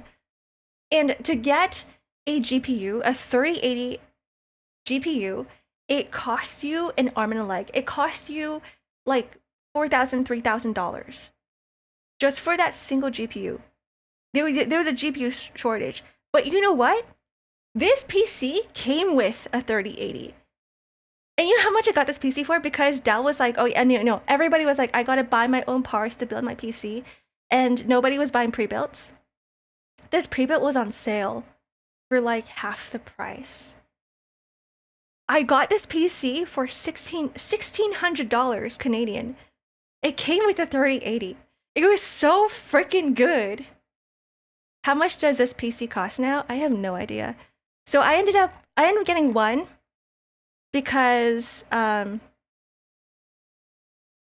lived with my sister in a condo, and I also lived in this place. I was moving back and forth. So I ended up buying two of them actually at the time. Because I'm like, that's two good graphics cards for, $1,600. How much is it for now? But like the thing is, the 3080 is not worth it anymore because there's better PCs out there. Pre-owned. The Ryzen 3900. I don't know. You can get it for $2,900 on eBay now. Yeah, with a 3090. The 3090 is $2,900 on eBay pre-owned. And I don't know if that's definitely not worth it. That's not worth it. Another pre-owned one, an R10 with a 3080 is $2,100. So for sure, this was like definitely really freaking worth it for me. 2,000, I'm dead, yeah. But the fact that I got it for depends on which 3080 it is, I guess so. The fact that I can still run games on Ultra tells me that it's still good. So I'm never gonna replace this, or more like it's gonna take me another, I don't know, 5 years for me to replace this PC. 1.6K for the whole PC and not the GPU is nuts, right? That's what I'm saying. This is why I have an Alienware. I know like Alienware has shit reputation and whatnot, and I still complain that like the airflow in the PC case is not up to par because whenever I try to take it apart, there's compartments for every single part of this PC. Like there's no reason to have so many walls in the PC itself, in the case itself. But still, like the other good thing, or I guess I can like look at it from positive light, is that because there's so many components and so many walls inside the PC case, that no dust gets into it. Like I clean my PC pretty often. I used to have I built my own PC and it would get dusty so often. So I would constantly have to clean it. For this one, the last time I opened it, I'd say it's been like half a year since I checked the insides of it. And there was like no dust. There was like no dust in there. So yeah, it's pretty good. But, bad airflow. 2,000, man, I'm dead. 2,000 is the same price as a ThinkPad. Lenovo ThinkPad. I need to blow my nose. 1 second. I'm gonna mute myself.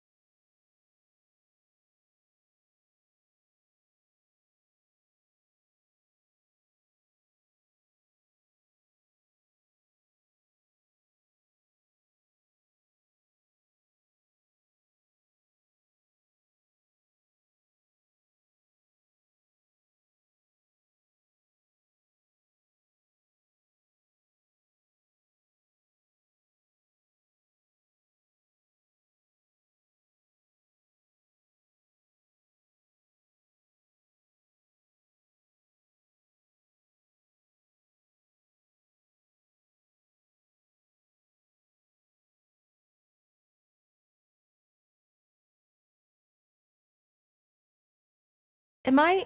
I muted and then I forgot to unmute. Is it working now? Is it working now? Need to dust my PC. Yeah, always talking about. Yes, yep.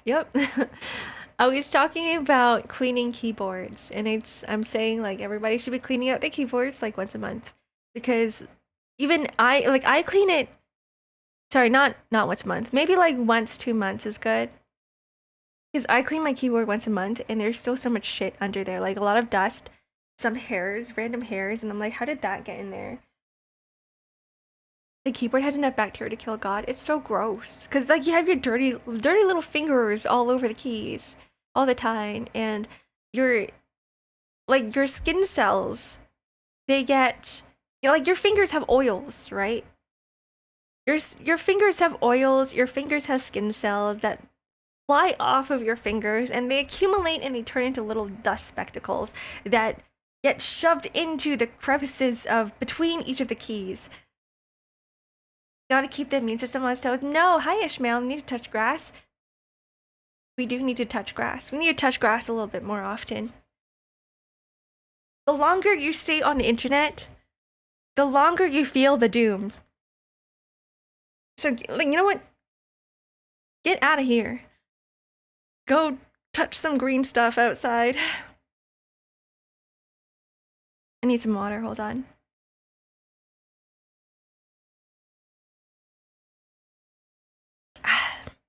I bought a new keyboard the other day because I didn't want to clean the keyboard.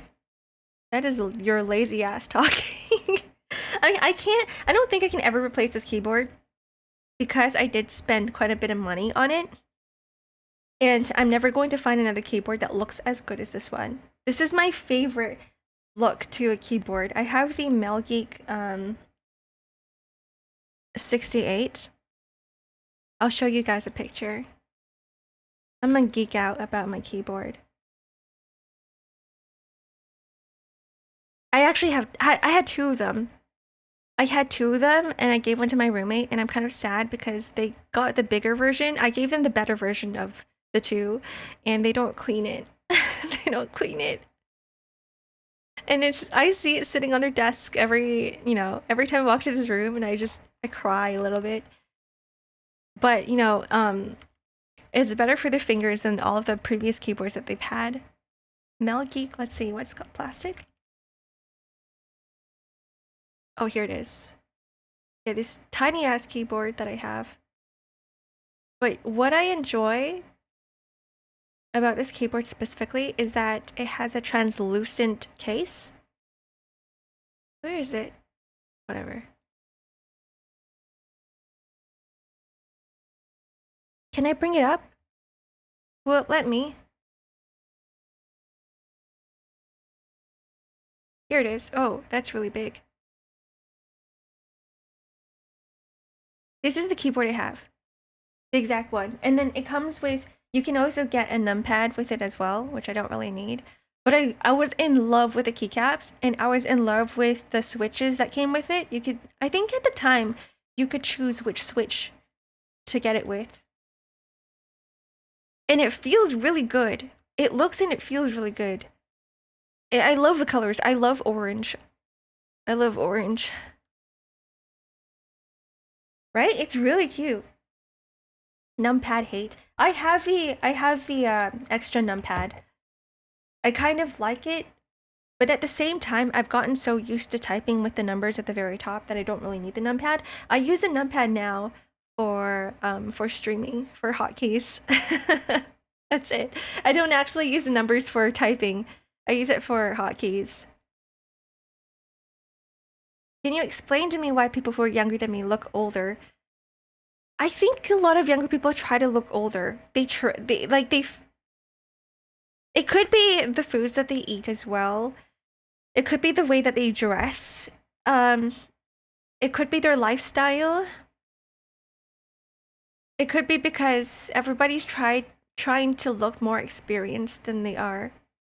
So if you look at a girl who is in her 20s, and if you were to take off all of her makeup, she's gonna look her age. But with makeup, everyone looks the same age, right? It kind of, how do I say it? It like shoves everybody in the same age category for visuals. Because everybody uses the same makeup. Orange favorite color, gang, rise up. Hell yeah! I love orange. It's so bright and pretty. stress ages someone rapidly. That too, yeah. And I guess a lot of kids are always on the internet and they're like, yeah, this, finding about the world is stressful. But who knows? I don't know. They straight up got beards. Some of the younger people. I actually haven't seen a younger child in forever. Or like, not a child, but like, I haven't talked to people in their 20s in a long time. I don't think I know anybody who are in their 20s.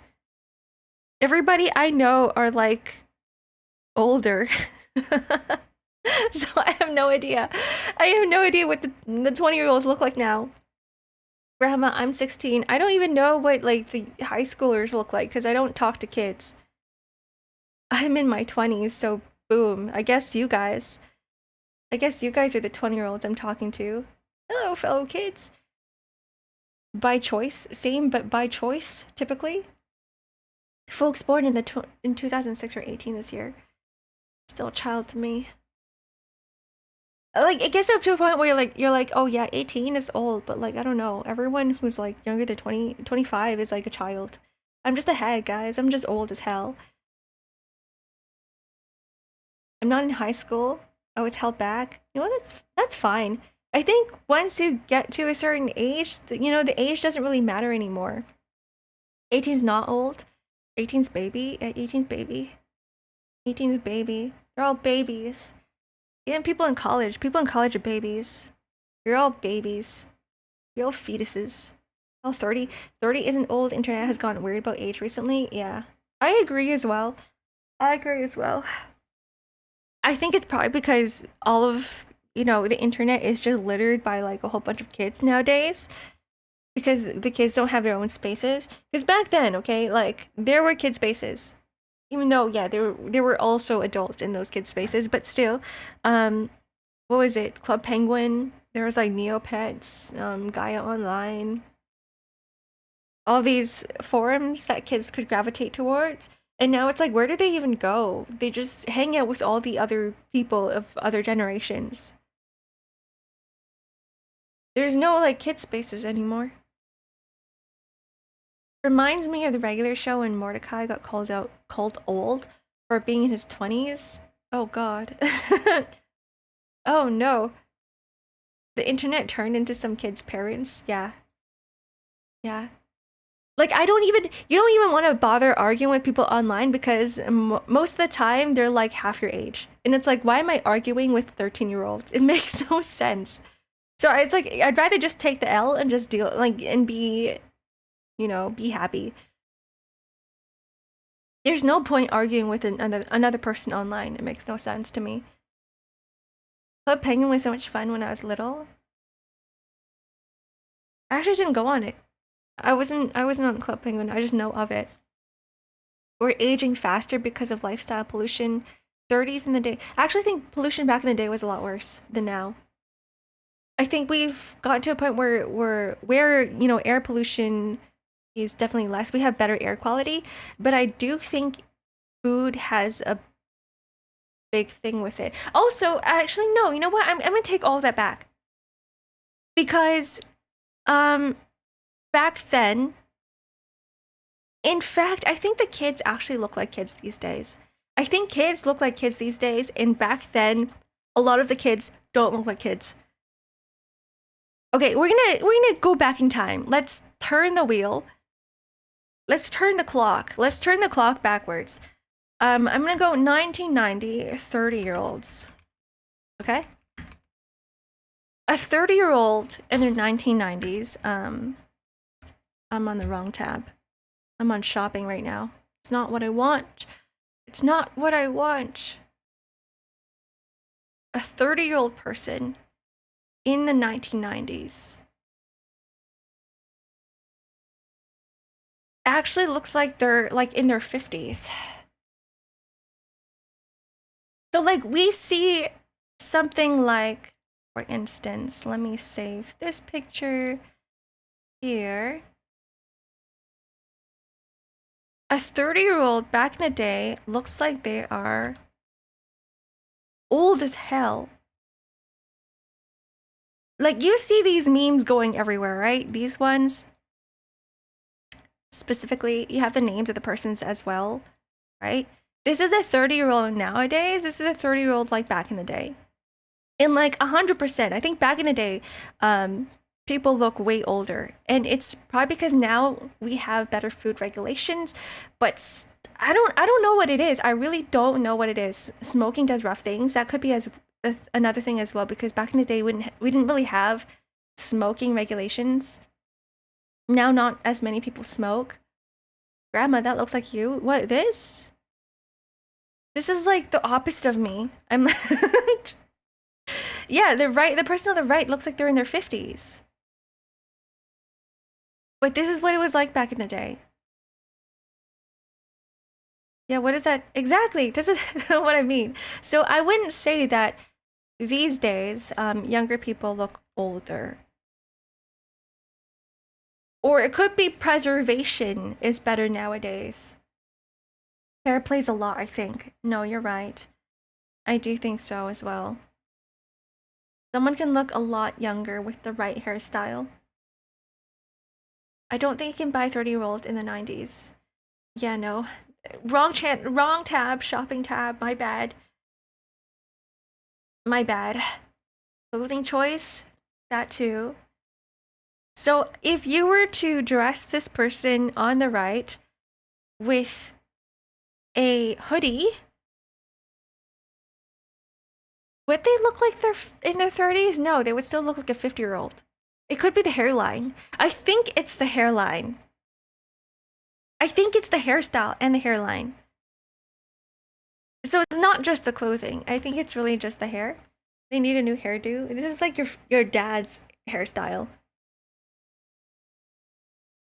It's the microplastics keeping us young and fresh. I think it's what is it? I actually think it's our food choices that are making us not age as fast, but also the food choices are making us look older as a kid. I don't know what it is. Actually don't. Okay, here's the thing. As a person who is older, I don't think the kids look old. Because I know kids who are like 16, 18. I've talked to them recently, and to me, they do look like they're 18 years old. They do look like they're 16 years old. I don't think they look that old.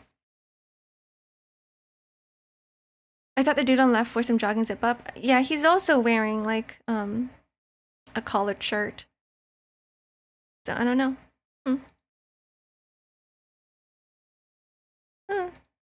Just dark colored.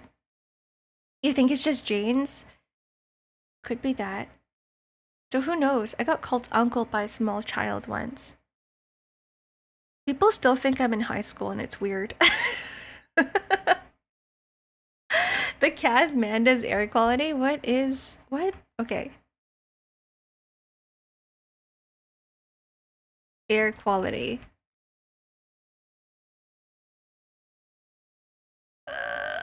Oh god. Yeah, it's really low. Ooh, yeah, it's very bad. Sorry, not low, high. It's really bad. Oh, the air quality is really bad. Today is 162. But that's just for today. The other days are, I mean, they're still terrible, but they're not that bad. I guess in some of the first, I'm gonna call it like NA, or in China, they've gotten a lot better with air pollution and dealing with air pollution. Back in my day, when I used to live in Asia, there were days where I woke up with, you know, a yellow filter over everything. There's a yellow filter over everything. I love indirectly smoking. Wow, me too. Asian genes. It could be my hairstyle too, because I have bangs.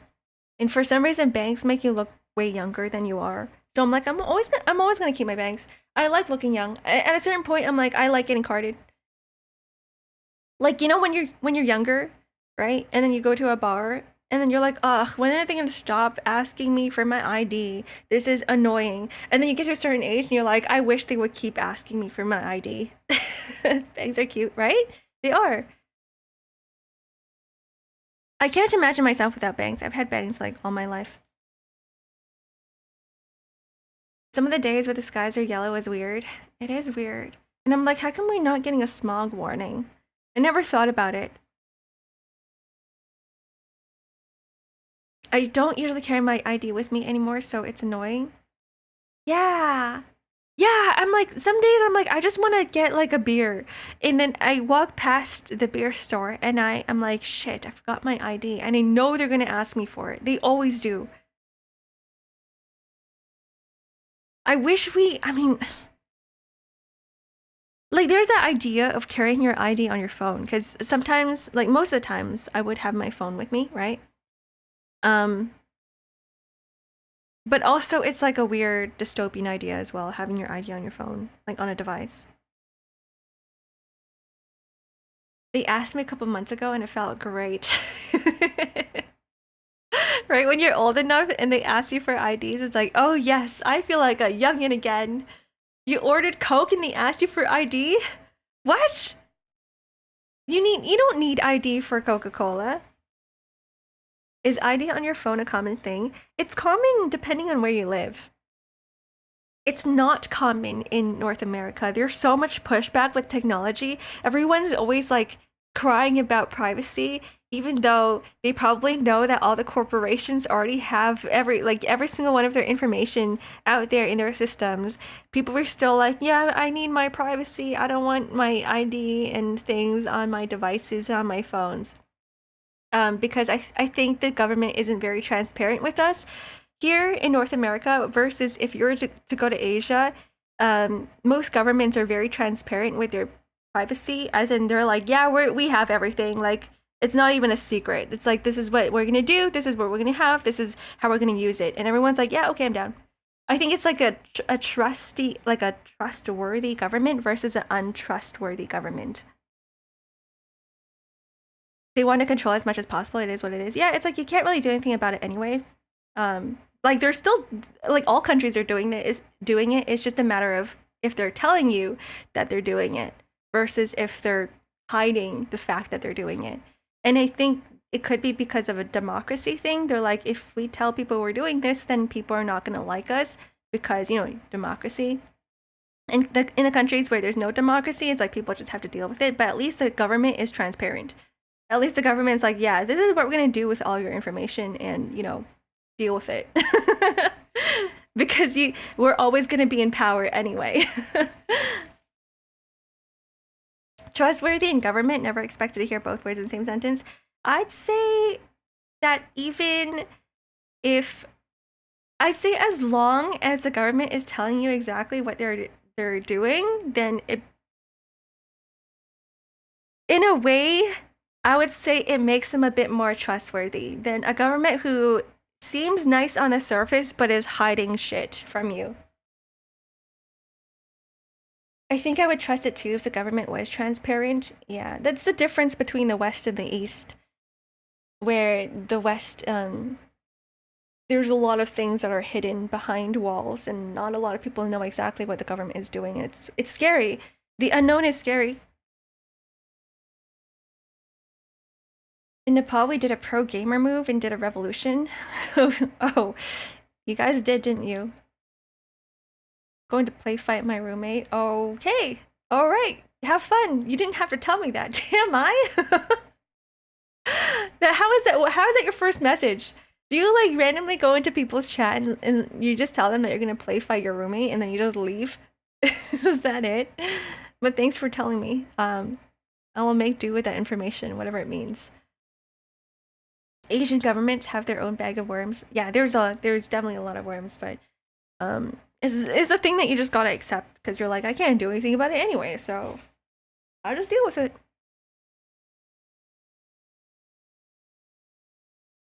I don't know what I would prefer more. Actually, no, all governments are bad at the end of the day, but like I prefer a government that tells me exactly what's happening behind the walls than a government that's like, yeah, I'm gonna try to pretend that this is something that happens and we're gonna lie to everybody, right?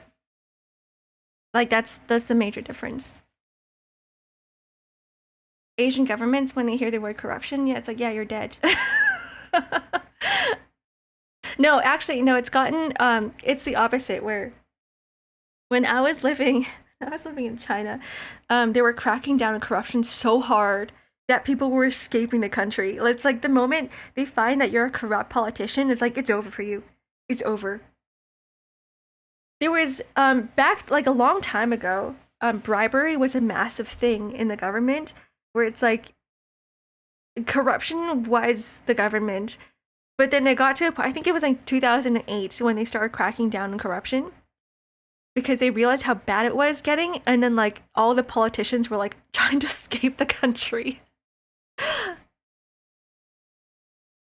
She's watching a stream cutting potatoes. Why does she always have to do something stupid? I put the knife away. What?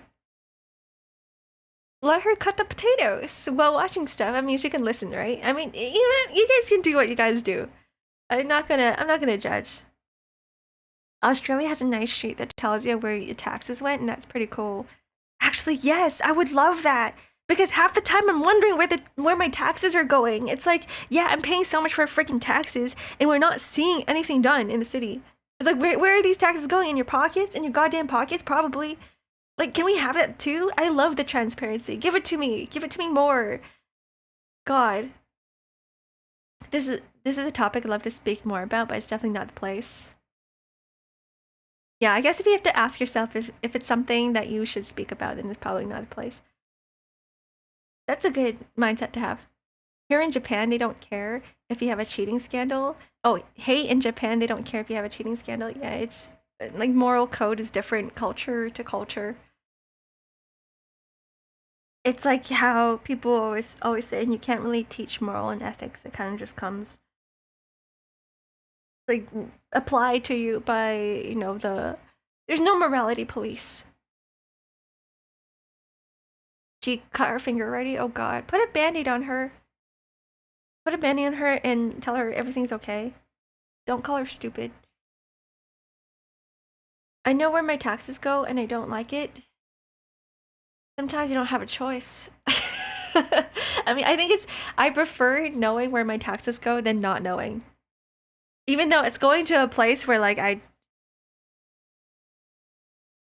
think it depends, right? I think it really depends. I'm like, if they told me that like they're keeping the taxes, the entire country would probably riot. Don't want the security service at your door. Has that ever happened to you guys? Someone ringing your door and they're like, I'm sorry, but something happened to you. I need you for something personally. Can you come with us? Hi, Seal. I don't know about you guys, but I have touch grass. Touch it more. That's the whole point of this thumbnail, or sorry, the stream title. It's even if you have touch grass, you should touch it more. Eat it. Put it in your mouth. No, don't. Feel it and tell me. Give me a report. 1,000-word essay on what the grass smells like, what it feels like, what it looks like, the different variations of grass that you're looking at. Why can't we live in The Simpsons where the only person who pays taxes is the billionaire? I know. It sucks. I mean, in some places it's kind of like that where the middle class is the most, like the biggest of all classes. There's no like super high class or like super low class of citizens, and everyone kind of just lives in the middle. Everyone lives in the middle. I will continue to be happily Delulu. No, go. No. Maybe being Delulu is good. Maybe being delusional is good. That way you can be happy forever. Just live in your own little world. Be oblivious to everything else around you. In a utopia, maybe? No, there's what is it? Denmark?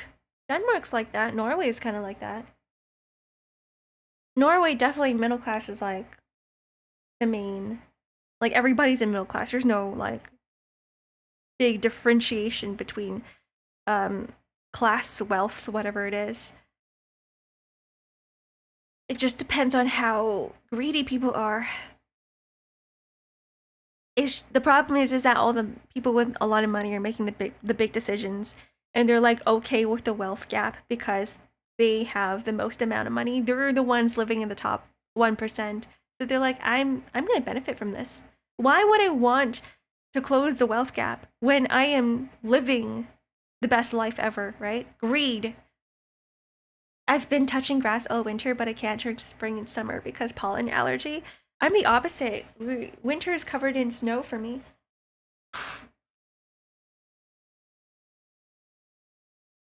Delulu with my Red Bull. I have coffee.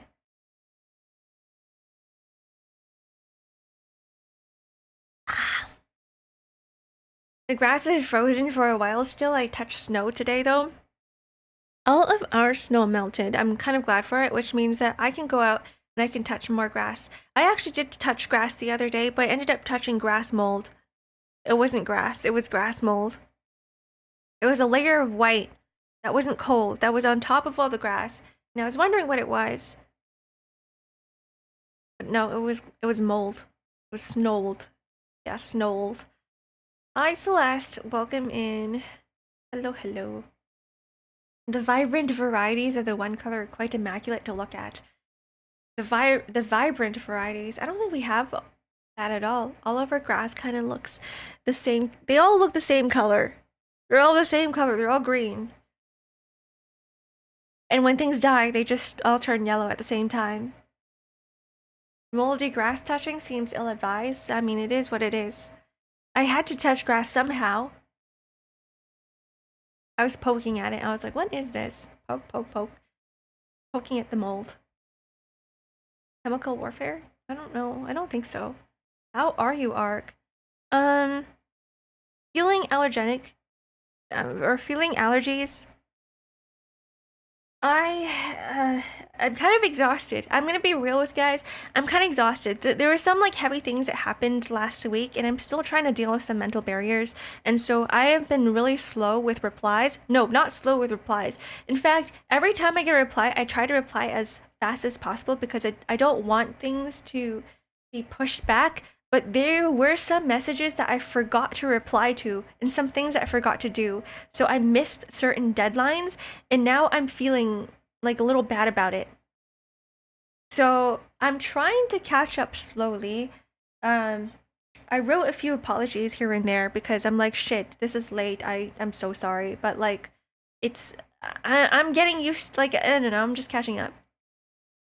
Grandma, why is no one else calling you grandma? Because you're the only 16-year-old here. You're the only child, and everyone else is like not children. Don't tell me your age, by the way. I should have brought that up. I knew it. X-Ark hates me. I hate everybody equally. It's not just you sentients, everybody. Everybody gets fair treatment. That's relatable, Granny. Okay, no, we have someone else calling me Granny. So it's not just you, Centurion. I'm Granny for a lot of people. Rude. No. Everybody gets equal treatment. Everybody gets the same amount of hate. It is what it is. It is what it is. Clock. God. No, mine is loud. That's so funny. I'm so sorry, Centurion, but goodbye. Oh man. She hates all of us. Yeah, I hate all of you guys. Clock's just sniping people left and right. No, this is I appreciate it, thanks. Yeah, at the end of the day, I do want my streams to be more catered towards, you know, people who aren't minors. So the moment I did tell Clock, I was like, the moment you have like there's a whiff of a younger child, you are allowed to shoot them in the head. Okay, not like that. 360 no scope. But like, you know, just ban them. Demolish. What did you say? I said no kids allowed. The moment you smell a child, you're allowed to kill them on the spot. That's a sound cliff? Ugh. Yeah, I will not talk about shooting people in the head. Sorry, just shooting them out in the arm or something. Hi, sentient being. Obliteration. Obliteration. Like I said earlier, I'm not about people dying. God, can we not bring up dark topics here? I know I'm like, yeah, I'm joking about this, but still. Context. Clock. Clock is so funny. Oh, thank you very much. Don't sniff the kids. Yeah, please don't. It's more, yeah, this is, most of my streams are more like comfy 18 plus. I have no context. It's fine. It's okay. I can't aim on Monk. Welcome in. Oh my goodness. Yeah, okay, so I know sometimes, okay, no. When I first started streaming, I did say that my streams might be more like, was it like not PG-13, but like 16, whatever it is, teen rating. But I think with all the topics that I talk about, and because of my own age myself, I'm like, we need to bring it up. We need to bring it up to 18 plus. 18 plus doesn't necessarily mean that it's rated M, right? It doesn't necessarily mean that all we're going to be talking about on this stream is like R-rated content. It just means that sometimes the topics might come up that may not be appropriate for younger people. That's just how it is. I don't think they read the rules. Yeah. Yeah, it is what it is. And I'm like, I like the conversation to keep continuing, but it doesn't work well for someone who is a minor. And I don't want to cater, topics for, or have barriers just because there was someone younger here. You need to add an age verification biometric scans for your stream. I can actually rate this mature rated. Like, I can have all of my streams mature rated, and there's going to be a little mature rating on the very top right. But I don't want other people to get the wrong idea too, because the moment you put 18 plus streamer or 18 plus stream on your streams, you're going to start inviting all the weird people. You're going to start inviting all the people who are expecting to goon. And I'm like, that's not what my streams are about either. Like, I just, I don't want to walk around or walk on eggshells around the kids. But I'll lose access to your stream. Shut up, Azu. I know you're old as hell. No, but yeah, that's what it is. Like, I don't want to put the 18 plus on my streams as well. It's just because you get all these weird people coming in. That's what ASMR content does to just chatting streams. Yeah, I'm like on the fence about it too, because I like ASMR content, but I don't like the R-rated ASMR content. And I think most people just assume that 18 plus means, something sexual. And I'm like, that's not my streams. Those are not my streams. You already have your resident gooners here. You got me in Danish. I'm pretty sure like a majority you are gooners. It's just that you guys have filters. And you guys know your firewalls or your barriers, and I respect that. You guys respect me, and so I respect you guys. Right? 18 plus ASMR is too rampant? It is. I'm pretty sure like 90% of 18 plus ASMR is like mouth sounds. Or sorry, they're all mouth sounds, but like weird ear licking and all the gooner content, and some girl telling you that like she's gonna wife you or something. The only ASMR I can actually listen to is My Winky. I love the cat ones. Have you guys seen the cat ones? The cat ASMR, where it's just a cat purring in a mic, and then the cat owner gives them a little like cat spa, and they rub their belly, and they pet them on the head, and they use a little comb, and it makes this like really nice like scratchy sound. Yeah, cat ASMR purring. Oh, I love those. I love listening to those. I just got here. Why is the first thing I hear gooner content? Hi, Zurumi. Yeah, we were talking about how my streams are more catered for, 18 plus, and I said no minors allowed, even though I should put that in the rules. But I also, I was saying that I don't want to put 18 plus on my stream title, or I don't want to categorize my stream as an 18 plus stream, because I'm going to invite people who are just here to goon, and I'm like, I don't make gooner content. My content is not meant for them. So yeah, I'm going to invite the wrong crowd. That's what I was talking about. Lego building ASMR. You like that? I've never heard those ones before, but I do like the sound of Legos clashing against each other. It's like a really nice sound. The other sound I also really enjoy is sorry. I'm like super congested. Marbles clashing against each other. Your streams are normal people. No, gooners can be normal too. Gooners are normal people. I think we all goon, okay? To some certain extent, we all goon. It's just that I don't want to cater to that crowd too much. Ark's bathtub squats and cosplay Ark start. Never. I quit cosplay. I quit it a long time ago.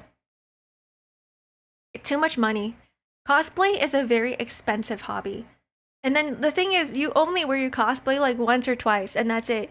Because if you wear it more than once or twice, it's gonna be really difficult to clean, especially if your cosplay is not meant for washing, right? You just have to wipe it down.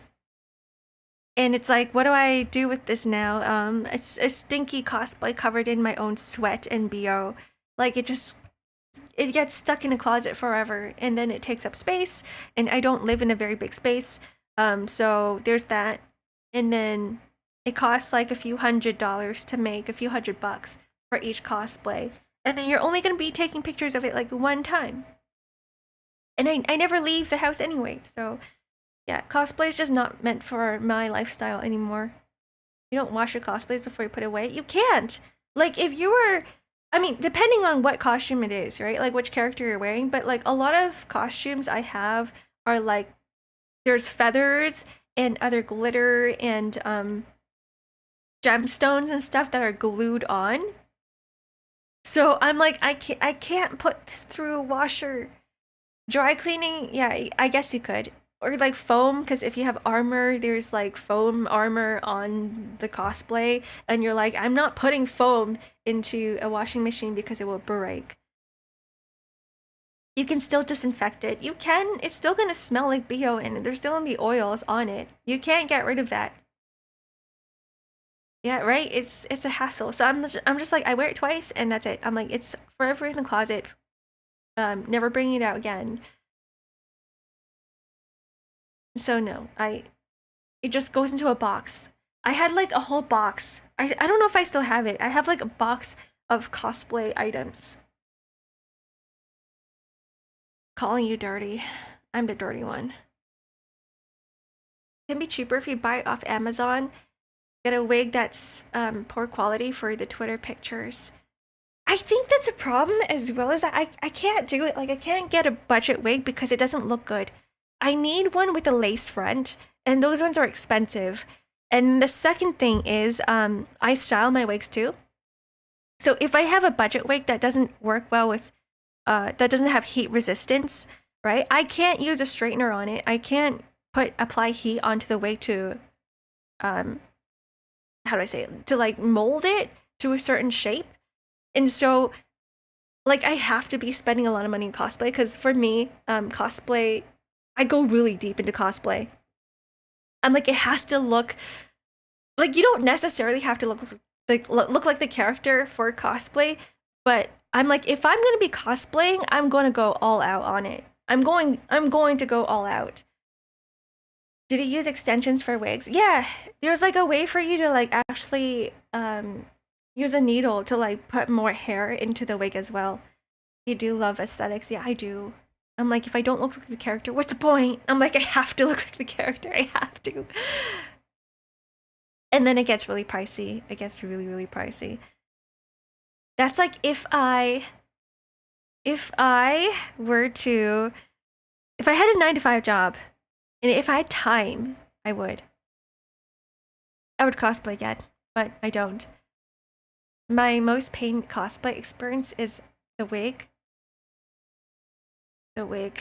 It's more like molding the wig to look like the character themselves, and it can get kind of difficult. You need a lot of hairspray and a lot of glue. The more detail, the more love. Yeah, exactly. Grandma, why have you forsaken me? Hi, clock. I don't know. I return to bring forth the destruction of Olympus. Not cool, man. Who are you? It's Centurion. Don't say that. Oh God. Okay, that was like that was the worst idea you could have done. You could have been like, yeah, I'm a completely different person. I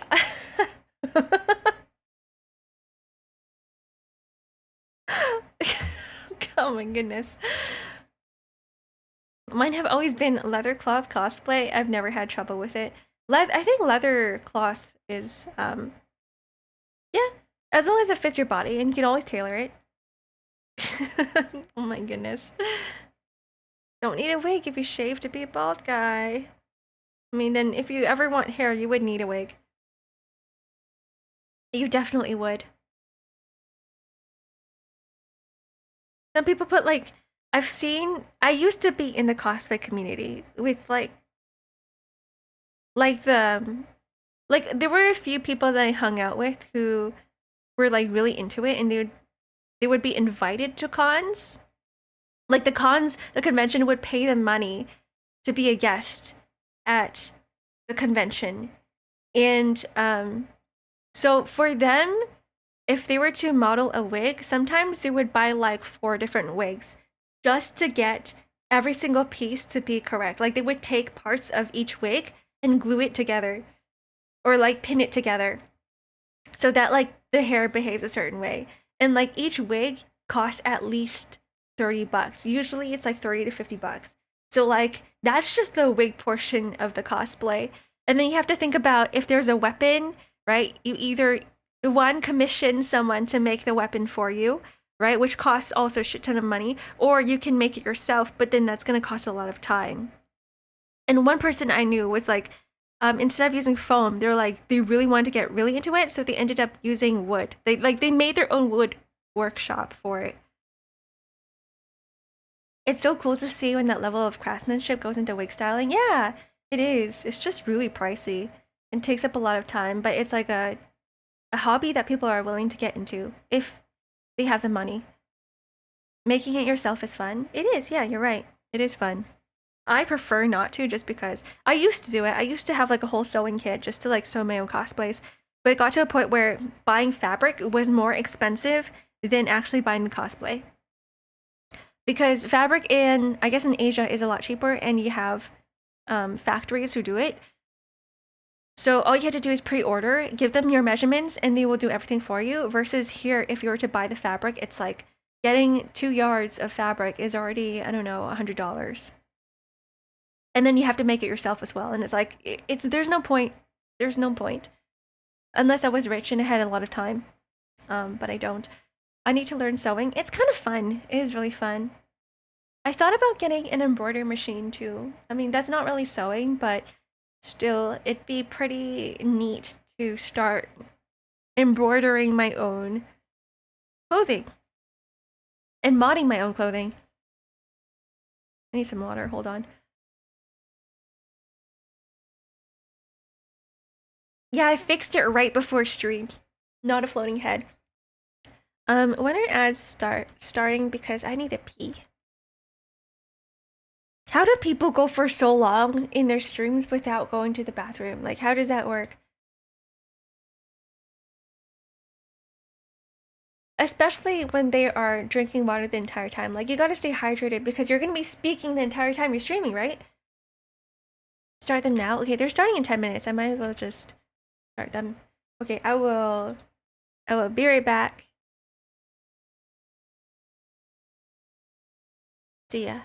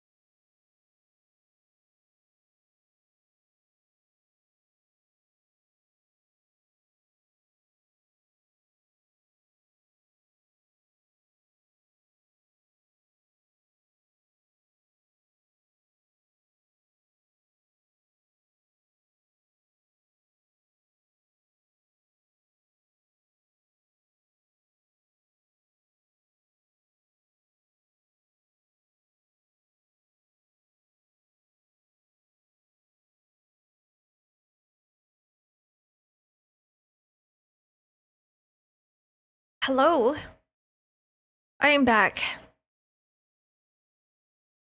I tried to decongest myself as well. That's a word. You guys gambling?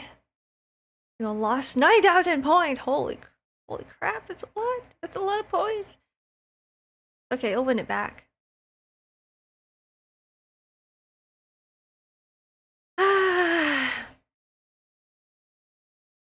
I'm gonna have to put like a 18 plus in the rules of my streams. I'm gonna have to do it. We're 100% gonna have to do it. I did say no minors. No minors here. I don't see a point in doing that. Like, I don't see a point of coming back.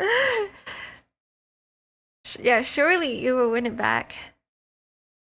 You think that's part of the TOS, actually? Oh, really? For Twitch? Is it 18 plus only on Twitch? Let's double check.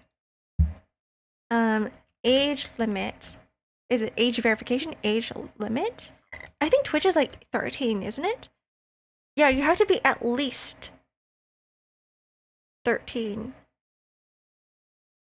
If you're under 18, you need to have legal guardian supervision. you have to have someone sitting with you to watch Twitch. You need to have supervision. Wait. Oh, that's so funny. Okay, I didn't know that. Yeah. So if you're under 13 on Twitch, it's immediate ban. If you are from 13 to 17, someone needs to be sitting with you. Like, you need supervision to be able to watch what you watch. Little Timmy making his mom watch your stream so we can attend. Sorry, that's hilarious. Mom, come fast, it's Ark stream time. Mom, I need to watch the Ark stream, please. That is really cute, though. You're right. It's really cute. Yeah, only watch Twitch on the TV living room space. Yeah, I should be asking that from now on. If you are 13 to 17, you need your mom's supervision. You need your mom to be here, to be watching the stream with you, to ensure that everything I say is of, it's not anything terrible. I'm not going to be a bad influence for your child. That should be for like everything on the internet. There are so many kids on the internet, and they shouldn't be in certain places on the internet. Like, it's really bad. Can I please get 2 hours in the afternoon on the communal PC to watch this Ark Hag Dragon on Twitch? Yeah, I need my iPad time. I actually kind of dig the the time. When parents go, okay, you only get like an hour on the iPad. I kind of like that, the restricted time.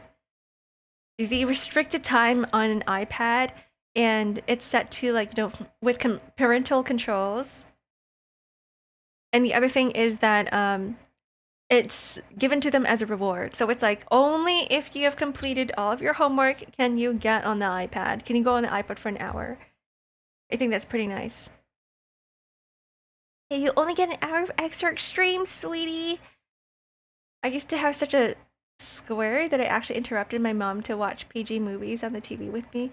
I made my dad watch some like really bad cartoons, and he keeps telling me how bad it was like the entire time while watching TV. Like, I'm not saying I was like really young at the time. I remember I thought it was really fucking funny. I thought it was so funny to make my dad watch the B movie with me, so I did. I was like, I wanted to see what my dad's reaction was, and it's like the most hilarious things, because he was trying not to interrupt the movie, right? But I was looking at his face, and he was like grimacing the entire time. He was cringing the entire time. He was like, I was like, what would you rate this movie? And he's like, I don't know, maybe like a C rating. But I could tell that he wanted to give it a lower rating, but he was trying not to like upset me. I wasn't upset though. I just thought it was hilarious. And my dad's like a really traditional man, okay? My dad is not like, he doesn't really He's not into games or anything like that. He doesn't really. He watches like very serious movies. So to get him to watch the B movie, it took a lot out of me. But like, I still thought it was really funny. She didn't want to give it a B rating. Haha. Got my dad to buy me GTA San Andreas when I was 11. What? How? Like, what? How did you convince him?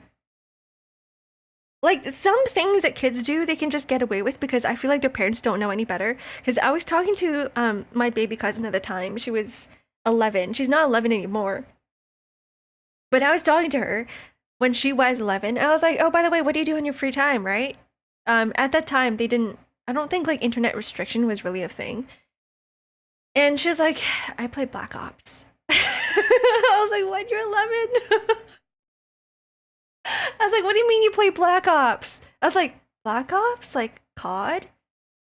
And she was like, yeah. At 11. Yeah, at 11. She's like really badass now. She's it's been like 10 years. She's like in college. She's like, how do I say it? She's like really freaking cool. She's really cool.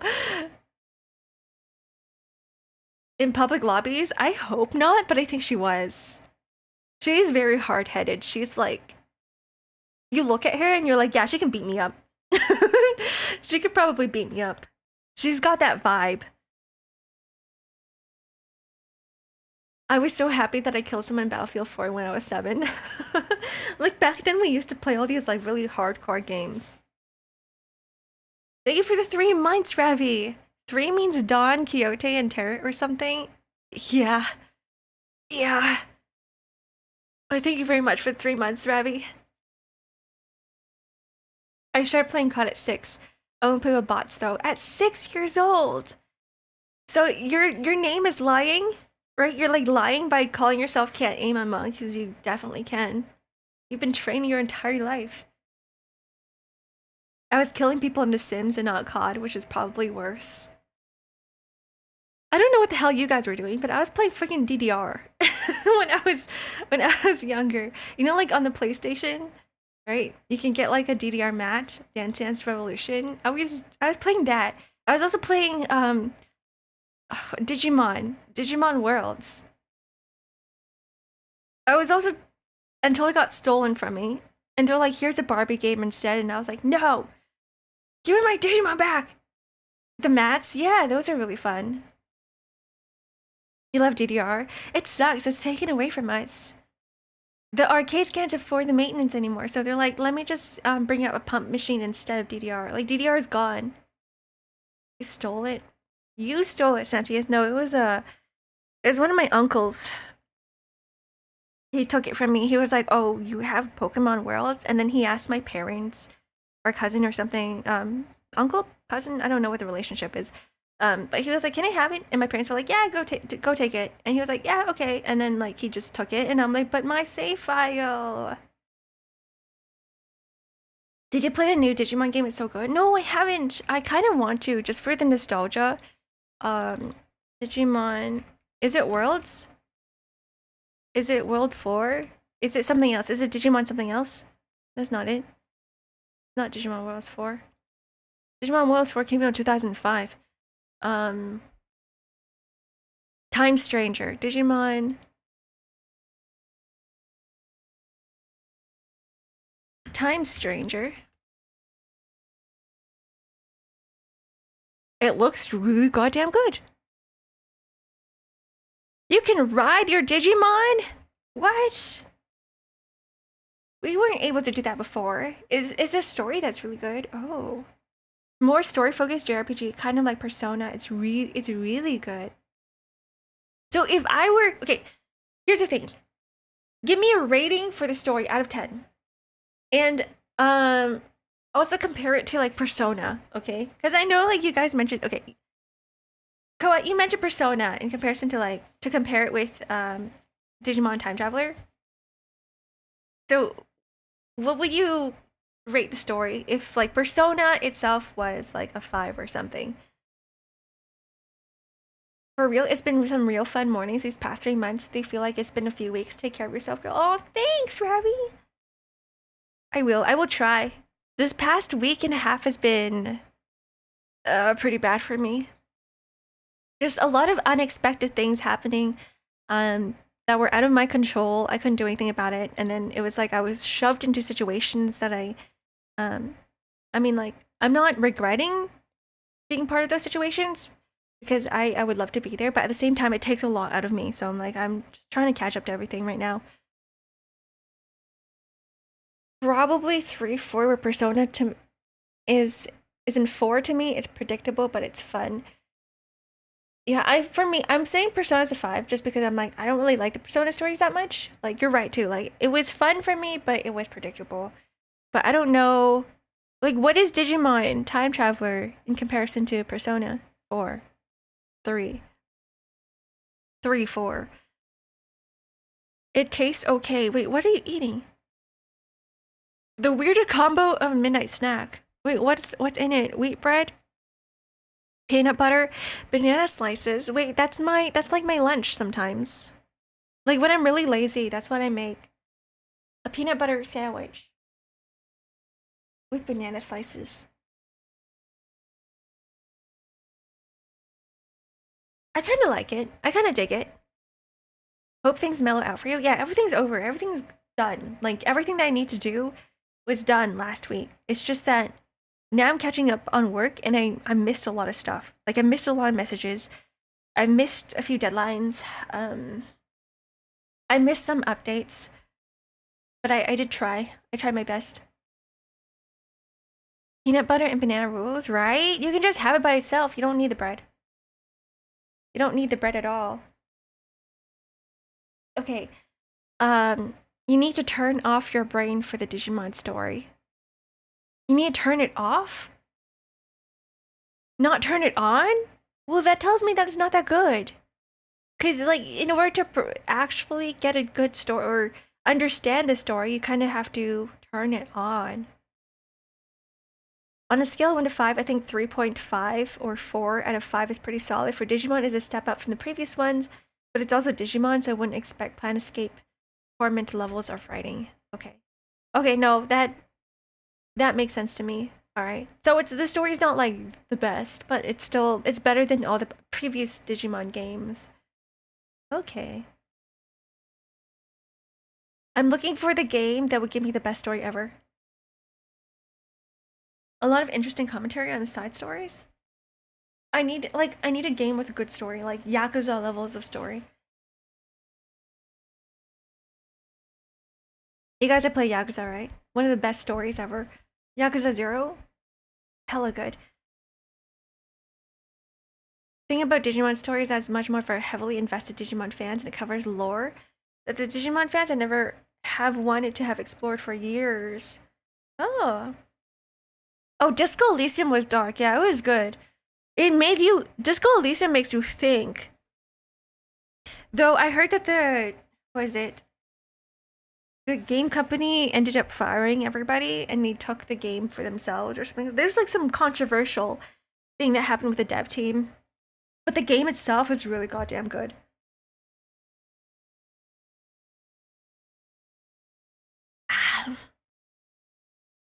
I would recommend it, but at the same time, just get on sale.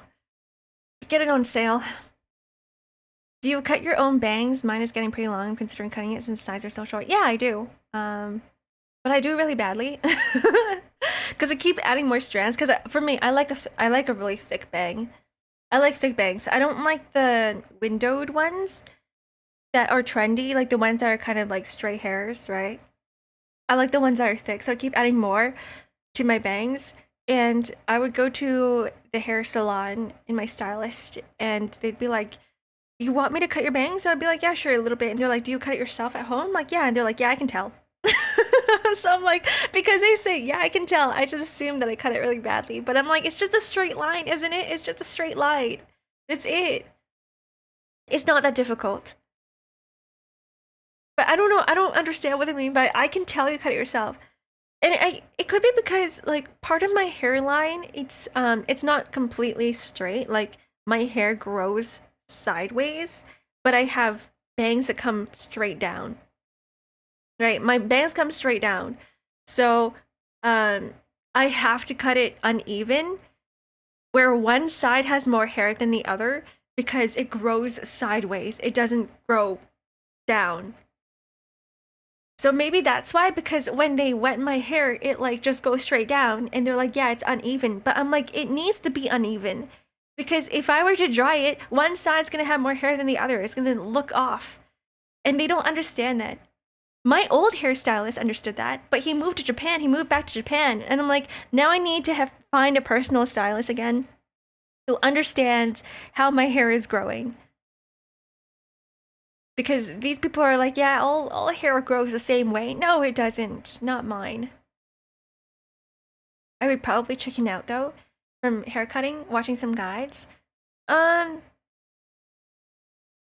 so how I do it is if I flatten my bangs down, they should hit the middle, like in between my eyes.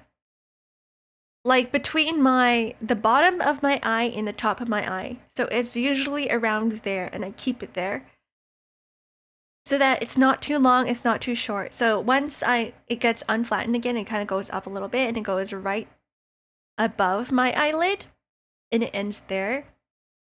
If it goes below that, it's too long, and if it goes above that line, then it's too short. You think hairdressing would be more knowledgeable about that? I know, and like the problem is that like the most recent hairstylists I talked to, I guess they're like they have an old way of cutting bangs because they like to make it really shredded, right? Do you have thick hair? I do. And maybe that's why they like shred my bangs. They make it layered. They make it really thin, and I'm like, I don't want it to be thin. I like thick bangs. I love thick bangs. And then it looks really off because it's jaggedy at the bottom. And I'm like, I want straight bangs. I don't want jaggedy bangs. And they don't understand that. And the other thing, oh God, was because they're like, oh yeah, you only come here once every 6 months or something, or once a year, because I don't really cut my hair very often. I always cut it really, really goddamn short, so that when it grows long enough, I'm like, okay, I'll go to the hair salon again. Yeah, I always ask for like the shortest haircut. But because of that, they're like, let me cut your bangs really short as well so that they can grow out. So the last time I had my bangs cut at the hair salon, it was like really, really short. And it took me a few months to grow back to normal. So I'm still trying to find, the best hairstylists that know how I handle hair. It's just, or how I like my hair to look like. And I still haven't found that hairstylist yet. Do you ever scrunch all of the bangs in one spot and cut straight? No. I just grab my fingers and I just pull down and then I cut in a straight line. That's it. I think the scrunching makes it uneven. The bald haircut. I thought about that. I'm like, what if I just go bald? Easy. The only problem with like going bald is that I've had really, really short hair before, like really, really short. And growing it out is a pain because at some point it turns into a mullet. Because the bottom of your hair, or the bottom of your head, the hair there is longer than the top part. The top part takes forever to grow out. And so you do end up like a weird mullet. Nothing wrong with your current hairstyle. I know, but I just get bored. I just get bored with hair. And then one day, what if you're like, I want to braid my hair? Like, I just want a singular cute little braid on the side. Because sometimes I do that. And it's like when you have really short hair, you can't braid it. There is like no braid. There's no braid. That's when you start wearing a hat for a while. Ugh. And I hate hats. I don't like hats. I don't like the feeling of my hair being flattened on my head. I don't know. I don't know if I can deal with long hair anymore. I like the look of long hair, but it feels heavy and it feels bad. And because I wash my hair every single day, it's a pain to get it dried. You do have more options. Yeah, you do have more options. A lot more options. But I think it gets to a point too where you get so lazy. Not every single, 90% of the girls I know No, every single girl around me has long hair. I don't know a single girl with short hair. Right now, at least. And 90% of the girls I talk to, they tie their hair back, like in a ponytail, because it gets annoying. Like they can't do anything else with it, and they don't really do anything else with it. The only time they keep it down is like during like some special event where they're like they curl it or they make some really nice waves. But all the girls with long hair are always tying in a ponytail because they're like it's too hard to maintain because it flies everywhere. And then they go out and they're like, we don't have time to do any of this. And what if they don't wash the hair often anyways because it's hard to dry? So it's like they just have greasy hair and a ponytail. And I'm like, that's gonna happen to me too. If that ever happened, like if I ever grow out my hair. So I'm like, I'd rather just keep it short. There was a time when I realized girls have less time than me as things like drying hair takes them way longer. Yeah, it takes them so long. My sister always takes so goddamn long in the washroom sometimes because she has to dry her hair. Short hair is cuter, in my opinion.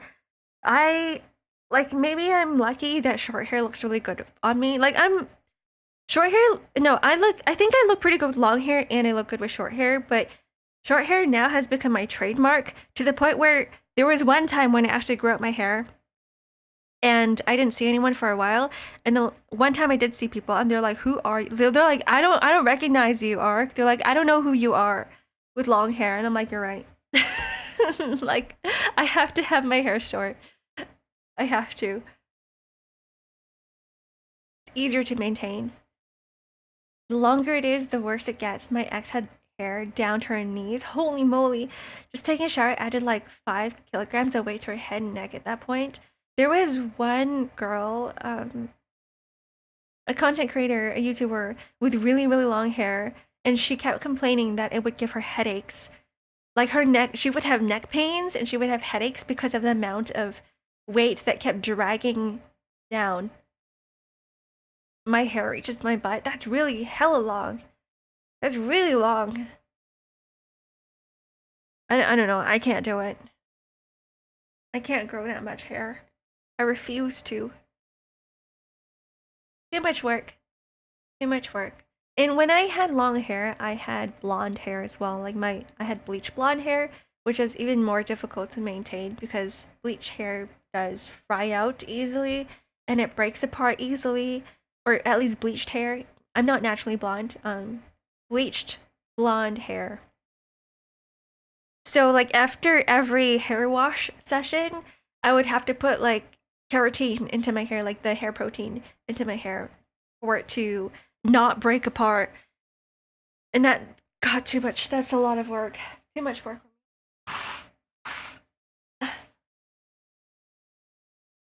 I can't do it with hair that starts covering my eyes. Gotta cut it. Gotta have like the curtain bangs, right? They're called curtain bangs for a reason because you can push them aside like curtains. I think those are really cute. I had hair that reached just right below my butt for a while. Sometimes I miss it. It does. You can do a lot more with long hair. So like there are some aspects of long hair that I do miss as well. Things like those scare me from coloring hair, like the hair breaking. Yeah, there's a whole portion of my hair that just broke off at the back because it was so damaged. And I'm like, I'm just gonna cut it short. I'm just gonna cut everything short again.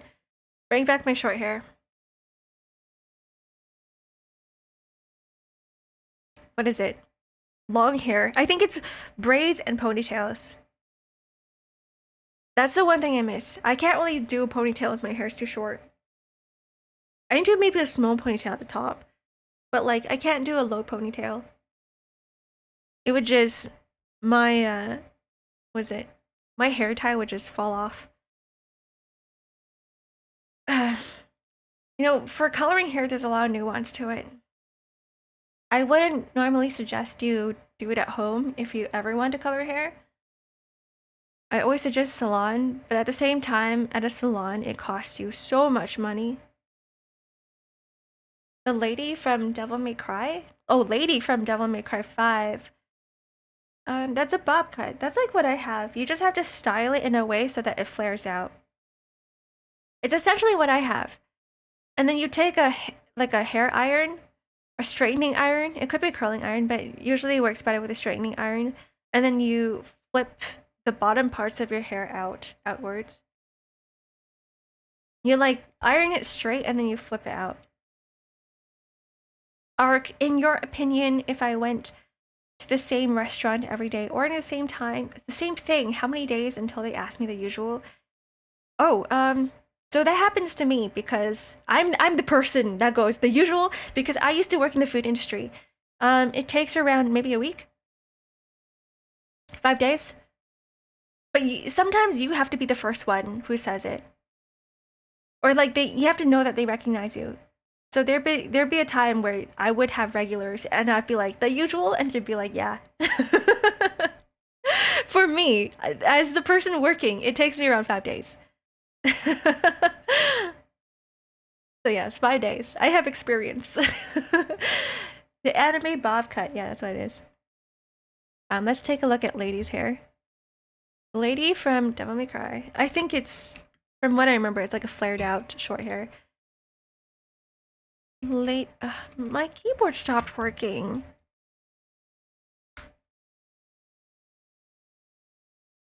Devil May Cry. Oh yeah, it's just a bob. It's just a short bob. A very short bob. It's like a shorter bob than the one that I have. I think it's a layered bob. A layered bob. Flared ends. So I know from like most hairstylists, most hair salon people, they like to curl it because it's what's trending. They like to curl it inwards, but you have to curl it outwards. It's the Jane Fonda hairstyle.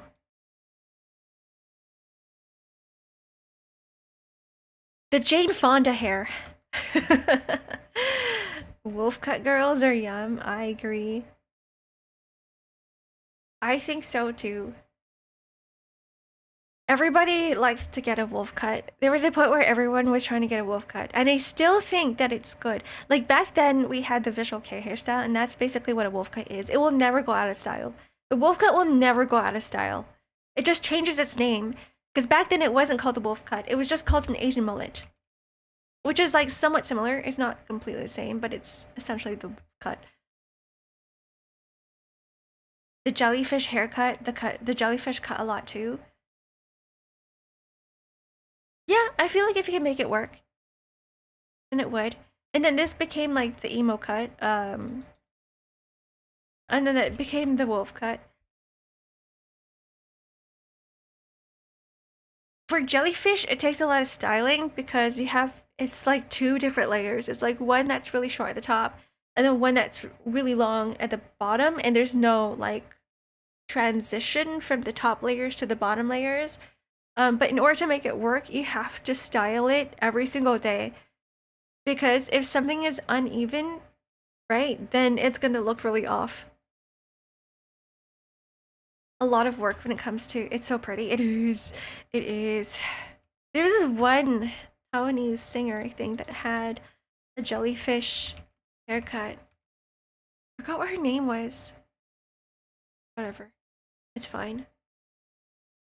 I don't need to look for it. Now I'm just looking at hair on Google. Now I'm just looking at everybody's hairstyles. I remember seeing this one Chinese dude during my time at uni that had short hair, except for the bit at the back of their neck, which they grew out. Oh yeah, that's the wolf cut. That's like either the Asian mullet or the wolf cut. That's essentially what it is. It's still pretty popular. The rat or the rat tail. It could be that. The rat tail is more like just that one tiny bit, right? That one tiny bit of long hair at the back. That is definitely the rat tail. I don't know if that's still a thing. Like if people like having a rat tail hairstyle. Uh, who knows? I don't know. The rat tail is really ugly in my opinion. Yeah, the more I look at it, the more like I'm not down. I'm not down for this. Is bald a hairstyle? It is, yeah. I think it's I would say it is. Gonna head off, spend some time with Kitty, got her back from the vet earlier, have a good rest. Goodbye, Zalithan. I'm about to end stream too. I gotta get lunch. And I think most people are about to go to sleep, number one, or it's also their lunchtime. So this is around a good time for me to end. Bald is a non-hairstyle, really? Yeah, it's like a negative hairstyle. I don't know. Like, would it be considered a hairstyle? Would it be? Good night, Wilder. It could be. It might not be. Because it still has something to do with hair. It's still a choice. It can be a choice of chopping it all off to produce an aesthetic. And as long as I think it's part of your head aesthetic to do with something to do with hair, the context is hair, right? Then in my books, it's still a hairstyle. Though one could argue that it's not. It's the opposite. It's Schrodinger hair.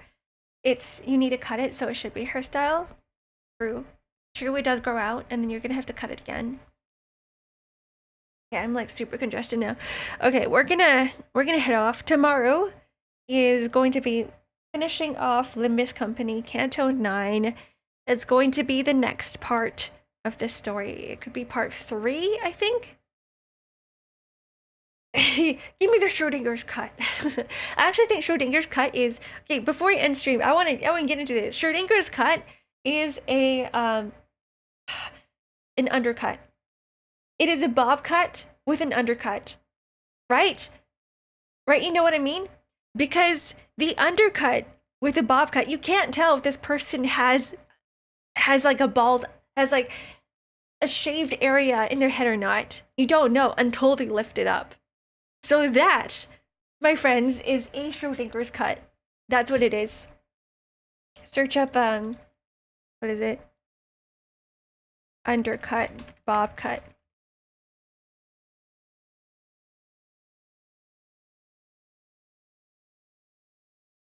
You can't really see, or, because they need to, here, I'll use this girl as an example.